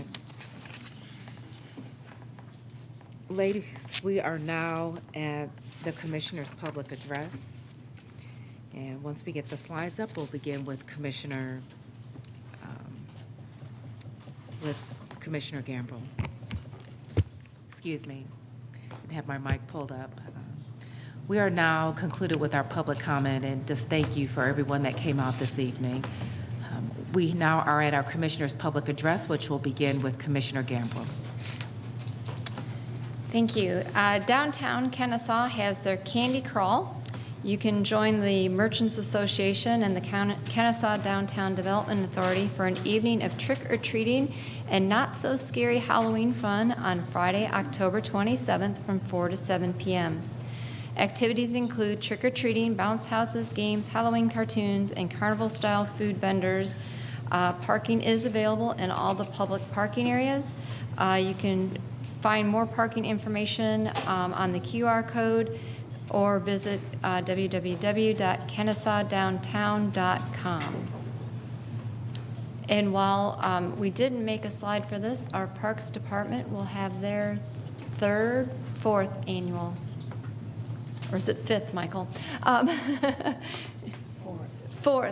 The fourth annual trick-or-treating at Jim Miller Park on Saturday, where you can drive through and see many staff enjoying Halloween. Smith Gilbert Gardens, which is located at 2382 Pine Mountain Road in Kennesaw, will have a Doggy Day Halloween parade on October 28th. The parade will begin at 10 a.m. in front of the main house. Participants can bring their dog in a Halloween costume for the parade. One dog per an adult. Humans can dress up as well. There will be a special prize for the most creative costumes, so join the parade. It will be a howling good time. Have you seen the scarecrows circling Kennesaw's Main Street and also here in Marietta? During the month of October, scarecrows have lined the Main Street for the city's 4th annual Scarecrow on Main. The community will vote for their favorite scarecrows. The top 3 scarecrows will be awarded a People's Choice Award, and the winner will be announced on October 31st. So Gambril's Great Pumpkin Contest took a little different twist this year. The youth members from First Presbyterian Church's Club 330 were our guest judges who declared, drum roll, the purchasing department's Charlie the Chomper Plant versus the Zombies as the winner of the newly introduced category for the most creative pumpkin decoration. Second place was the 4-H and UGA Extension Services Cobb County Time to Make the Donuts, and third place was Sheriff's Office Crime Stops Here. We extend our gratitude to all the participants for showcasing such fantastic pumpkin artwork this year. The second category, which is where we fundraise for Safe Path, is extended until midnight on Halloween, which is October 31st, next Tuesday. So you still have time to donate towards your preferred pumpkin. It's important to note that $1 equals 1 vote, and we eagerly await to see the results there. Thank you. Thank you, Commissioner. Commissioner Richardson. Sure. While the board seeks language of consensus for a resolution, I wanted to take a moment to share my heart and understanding today with regards to Hamas. And so the board hopefully will just roll with me, and my comments will be a little bit longer than normal.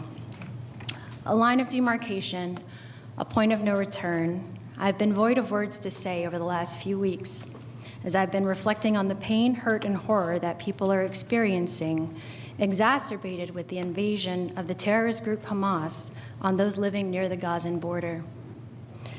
This is not an Israeli-Palestinian conflict because Israel is a country made up of all kinds of people with representation in the Knesset. It was about Israel and Hamas, whose stated goal was to annihilate Israel from the face of the earth. Israel, like any nation, is well within its rights to defend its borders and its citizens. But are there state policy concerns? Yes. Are there past historic grievances, current grievances, issues that need to be resolved? Yes. But again, this was about the acts of a terrorist group entering communities, committing mass murder, rape, and kidnapping of Jewish Israelis, Christian Israelis, Muslim Israelis, Arab Israelis, Palestinian Israelis, Ethiopian Israelis, American Israelis, among many other nationalities, ethnicities, and religions. And our outrage should be unequivocal and vocal. If Hamas were a government, these acts would be no short of war crimes, and to use it to score political points or traffic misinformation with this complex region and a mix of poor international policy is a disservice. It's a tragedy that lands of ancient relevance and beauty serve as the backdrop for such carnage, and that anyone would celebrate heinous war crimes. And over the last few weeks now, we've lost so many innocent lives who just seek to carry out their dreams. I call on my fellow leaders to brace themselves for the long haul, as we know what we are witnessing will only increase fear in all of its forms, as it already has Islamophobia and anti-Semitism in our communities. Check on your neighbor, as they just might have family impacted. We're in the early stages of an even greater humanitarian crisis with refugees in search of safety. We must make sure our residents of all faiths and backgrounds feel safe, because peace won't come until everyone is serious about sitting down to negotiate for a two-state solution with a treaty to remove the blockade, processes in place for settlement and development, and prosperity in the region for everyone. Groups like Hamas, however, have no interest in seeing such outcomes, hence their assassination attempts of leaders that pursue peace, both Egypt, Israel, etc. And they should absolutely be exposed for it, not celebrated for taking advantage of the historic pain felt by Gazan inhabitants. Hear me loudly and clearly. I denounce the U.S. declared terrorist group Hamas. We do not negotiate treaties with terrorists. I stand with Israel. I stand with innocent Gazan Palestinians, citizens, and leaders who oppose Hamas. And ultimately, I stand with peace. Baruch Hashem, Shalom, Inshallah. Thank you. From the office. So we had our cybersecurity event. Last Friday, we held our cybersecurity awareness event. It was a huge success and highlighted ways to stay safe online. Thank you to the Cobb County Information Technology Services Cybersecurity Team, Splunk, Cobb County District Attorney's Office, Cobb County Sheriff's Office, Kennesaw State University, Georgia Technology Authority, U.S. Department of Homeland Security, Cobb County Police Department, and our East Cobb liaison, Kevin Redmond, for helping make this event a success. It was well attended and lots of high positive remarks. Quarterly report, next up. It is that time of the year. It's our end of the year report where we have fantastic members of our community coming together to give updates on what's going on in District 2 and what all has transpired over the year. And a lot has transpired in our county and in our community. In addition to the report, we'll have guest speakers and awards for the active leaders in our community as usual. So please, please plan to be in attendance. We're going to have a great time. Yes, I also spoke at KSU. Last Thursday, I had the opportunity to meet some amazing students at KSU to discuss the role of a county commissioner in government, the impact of local politics, and ways students can get involved. I hope opportunities like this bring younger voices into local government. They were very tired in the morning. It's very hard to pull them up. But yes, continue on from the community. Meet an award-winning author, award-winning children's book illustrator and author Brian Lies will visit 3 Cobb County Public Library locations on October 27th. Cobb EMC and Cobb Library Foundation are organizers for the visits by Lies, the best-selling author of the Bat series, The Rough Patch, Got to Get to Bears, and so many more favorites. He's built a fan base in Cobb. Through visits to schools and libraries, there will be opportunities for a chance to receive a free signed copy of a book by Lees at the events. And then lastly, the Cobb Parks Fun in the Parks photo contest, kind of referenced before, so won't say too much here. Just the deadline for entries, November 2nd, 2023. Please enter up to 10 of your best shots.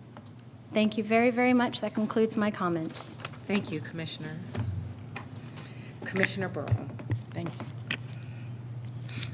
Our next How to Do Business with Cobb County Government and Schools is October 26th, this Thursday at the Senior Wellness Center, 1150 Powder Springs Street. Registration is required. It is a free event. And I think we have 80. Wow. We already have 87 registered, so get your name in there. You can call my office or register with my assistant, Kimberly.Jorgensen@cobbcounty.org, or call 770-528-3317. Our purchasing department and Cobb Schools purchasing will be on hand to walk you through being an approved vendor with Cobb. And also, we will have different departments set up that you can meet one-on-one. This past Saturday, our Animal Services trailer made a trip to the Governor's Mansion for First Lady Marty Kemp's Pet Adoption Day at the mansion. This was a very successful event, and we're happy to share that Dixie, this cute little beagle mix on the left here, found her forever home. She was from the Cobb County Animal Shelter, and there were several different shelters from all over the state, really, that participated, and it's a fun day. And we appreciate our Cobb County Animal Services and Director Hammond for making the trip and adopting out some of our pets. The Veterans Memorial Foundation is supporting Wreaths Across America. The Cobb Veterans Memorial Foundation will be celebrating National Wreaths Across America Day on December 16th. The group's mission is for each veteran's grave in the Marietta National Cemetery to be adorned with a wreath. That's a lot of wreaths, so your help is needed. Please consider honoring our heroes by sponsoring a wreath. To make a donation, you can scan the QR code on the flyer in the back of the room, or go online to wreathsacrossamerica.org, Georgia 0378P. A portion of the wreath sponsored will go towards building the new Cobb Veterans Memorial Park. Another successful veteran pet adoption from the Superior Pets for Patriotic Vets program, number 249. We're almost at 250. Thank you, Mr. Jackson, for your 3 years served in the U.S. Air Force and for your family supporting this program by providing a warm, safe, and loving place to call home for this tabby cat. If you're a veteran seeking a companion animal, please complete an adoption form. Take it to Cobb County Animal Services at 1060 Al Bishop Drive in Marietta and take home your new forever friend. And as one of the proclamations earlier from our Senior Services Outreach for Veterans, Operation Greenlight runs from October through Veterans Day, November 11th. It is a time to salute and honor the service and sacrifice of our men and women in uniform transitioning from active service. Residents and businesses are encouraged to participate by simply changing one light bulb in their house to a green bulb. This can be an exterior light that neighbors and passerbys can see, or an interior light that sparks a conversation with friends. By shining a green light, we let our veterans know they are seen, appreciated, and supported. While this event is focused around the week of Veterans Day, November 6th through the 12th, participants are encouraged to continue shining the light year-round. Residents can share their participation on social media using the hashtag #OperationGreenlight. We heard a lot in the last couple days, and initially when I provided a resolution for our allies in Israel, it was to denounce Hamas, and it still is. That's what we're fighting, terrorism. there are a lot of other nationalities, religions all over the world and in this area and region of the Middle East. And the conflicts have been going on for a long, long time. And I don't know that it'll ever be resolved in our lifetime or ever. But the attacks on October 7th is what provoked this whole resolution and support. And it never was intended to denounce any other faiths or religions or nationalities. And a lot of the remarks that we heard tonight, to me, were one-sided, one way against Israel, and some of the emails we've received have been, as others pointed out tonight, one-sided against Palestine. So I'm open and willing to meeting with different groups and seeing what could be done and what could be, supported. I've gotten a lot of emails and phone calls and text messages and support on both sides, as we all have.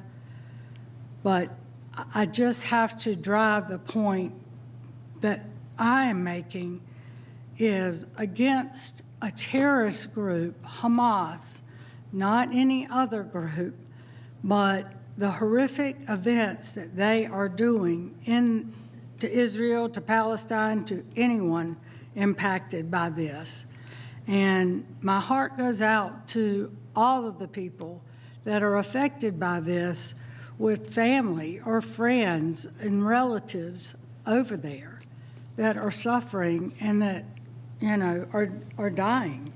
And the way that they're being treated, and it's hard to comprehend and it's hard to even talk about. So I'll continue to talk, and I think we've made a good effort to try to revise this to be inclusive of everyone that's hurting and being persecuted. It kind of, as I said before, my ancestors are from Lebanon. My grandparents were born in Lebanon. My parents and I were born in America, in North Carolina. My dad served in World War II, and this Hamas attack makes me think of Pearl Harbor and when this country was attacked by Japan. So it's very moving, and we heard a lot of comments tonight that were very powerful. And I just pray that an end to this is resolved. Thank you, Commissioner. Move on to Commissioner Sheffield. Thank you, Madam. Thank you, Madam Chair. On Friday, October 13th, a group of county leaders, Keep Cobb Beautiful stakeholders, and residents cut the ribbon on a newly renovated recycling drop-off center on County Services Parkway. Cobb County Board of Commissioners approved $737,000 in renovation of the recycling drop-off center earlier this year to address the old center's poor condition and limited recycling options. Items such as glass, textile, and hard-to-recycle plastics can now be dropped off at the site. Thanks to Cobb County staff for their outstanding work in the renovations, and Cobb resident Leroy Walden for his advocacy in improving the site. The recycle drop-off is located at 1775 County Services Parkway in Marietta. The facility will be open for extended hours Monday through Saturday and closed on Sunday, and there is no charge for this service. Additional information can be found on Cobb County's website at cobbcounty.org. Join me in Planning Commission Commissioner Michael Hughes for District 4 monthly In the Zone community meeting on Wednesday, October 25th at 7 p.m. That's tomorrow, as we recap the Board of Commissioners' October zoning hearing and discuss November's application, which at this point we have a total of 7 new applications to be heard in November. Our monthly In the Zone community meetings are a great way to learn firsthand about zoning applications and potential development in District 4. Please email monique.sheffield@cobbcounty.org for the meeting link. Hope to see you there. Linked Up Church, in partnership with Goodwill, will host a job fair at 10:30 a.m. to 1 p.m. tomorrow, Wednesday, October 25th. The event will bring together more than 25 employers from diverse sectors eager to meet potential candidates and offer a variety of job opportunities. Linked Up Church is located at 4331 Brownsville Road in Powder Springs. For additional information, visit linkedupchurch.com or contact Minister Kimberly Savage at ksavage@linkedupchurch.com. And finally, Faces, in collaboration with the Solicitor General's Office, will host a Fall into Literacy event. Reading, writing, and its partner, critical thinking, engage citizens in meaningful ways to build a society in which they live. The event will take place on October 29th, November 12th, and November 19th from 12 p.m. to 1 p.m. in the parking lot at South Cobb Recreation Center, located at 875 Riverside Parkway in Austell, or now the new city of Mableton. Thank you. Thank you, Commissioner. And thank you, everyone, for tuning in to tonight's meeting. Thank you, staff, for your preparation and support throughout tonight and just throughout your service here at the county. I particularly want to thank you for helping me with the several town hall meetings that we've had over the past couple of months. I cannot do that without your support and knowing that you have my back when our citizens have questions or concerns. So just thank you for that. Thank you all for your participation in discussing the resolution. I was asked by a paper what my expectations are moving forward. I said I don't necessarily know what to expect, but I do know that I'm hopeful considering the way that the dialogue occurred on this board. I think the way that we came together to address a very difficult topic set the stage of how a difficult conversation could occur in the community, because that conflict could have led to a very charged conversation amongst us. And seeing the way that we were able to address this tonight gives me hope that we can set the stage for us to have true constructive dialogue in our community, and I thank you for it. With that, everyone have a great evening and look forward to having you tune into our next meeting. We're adjourned.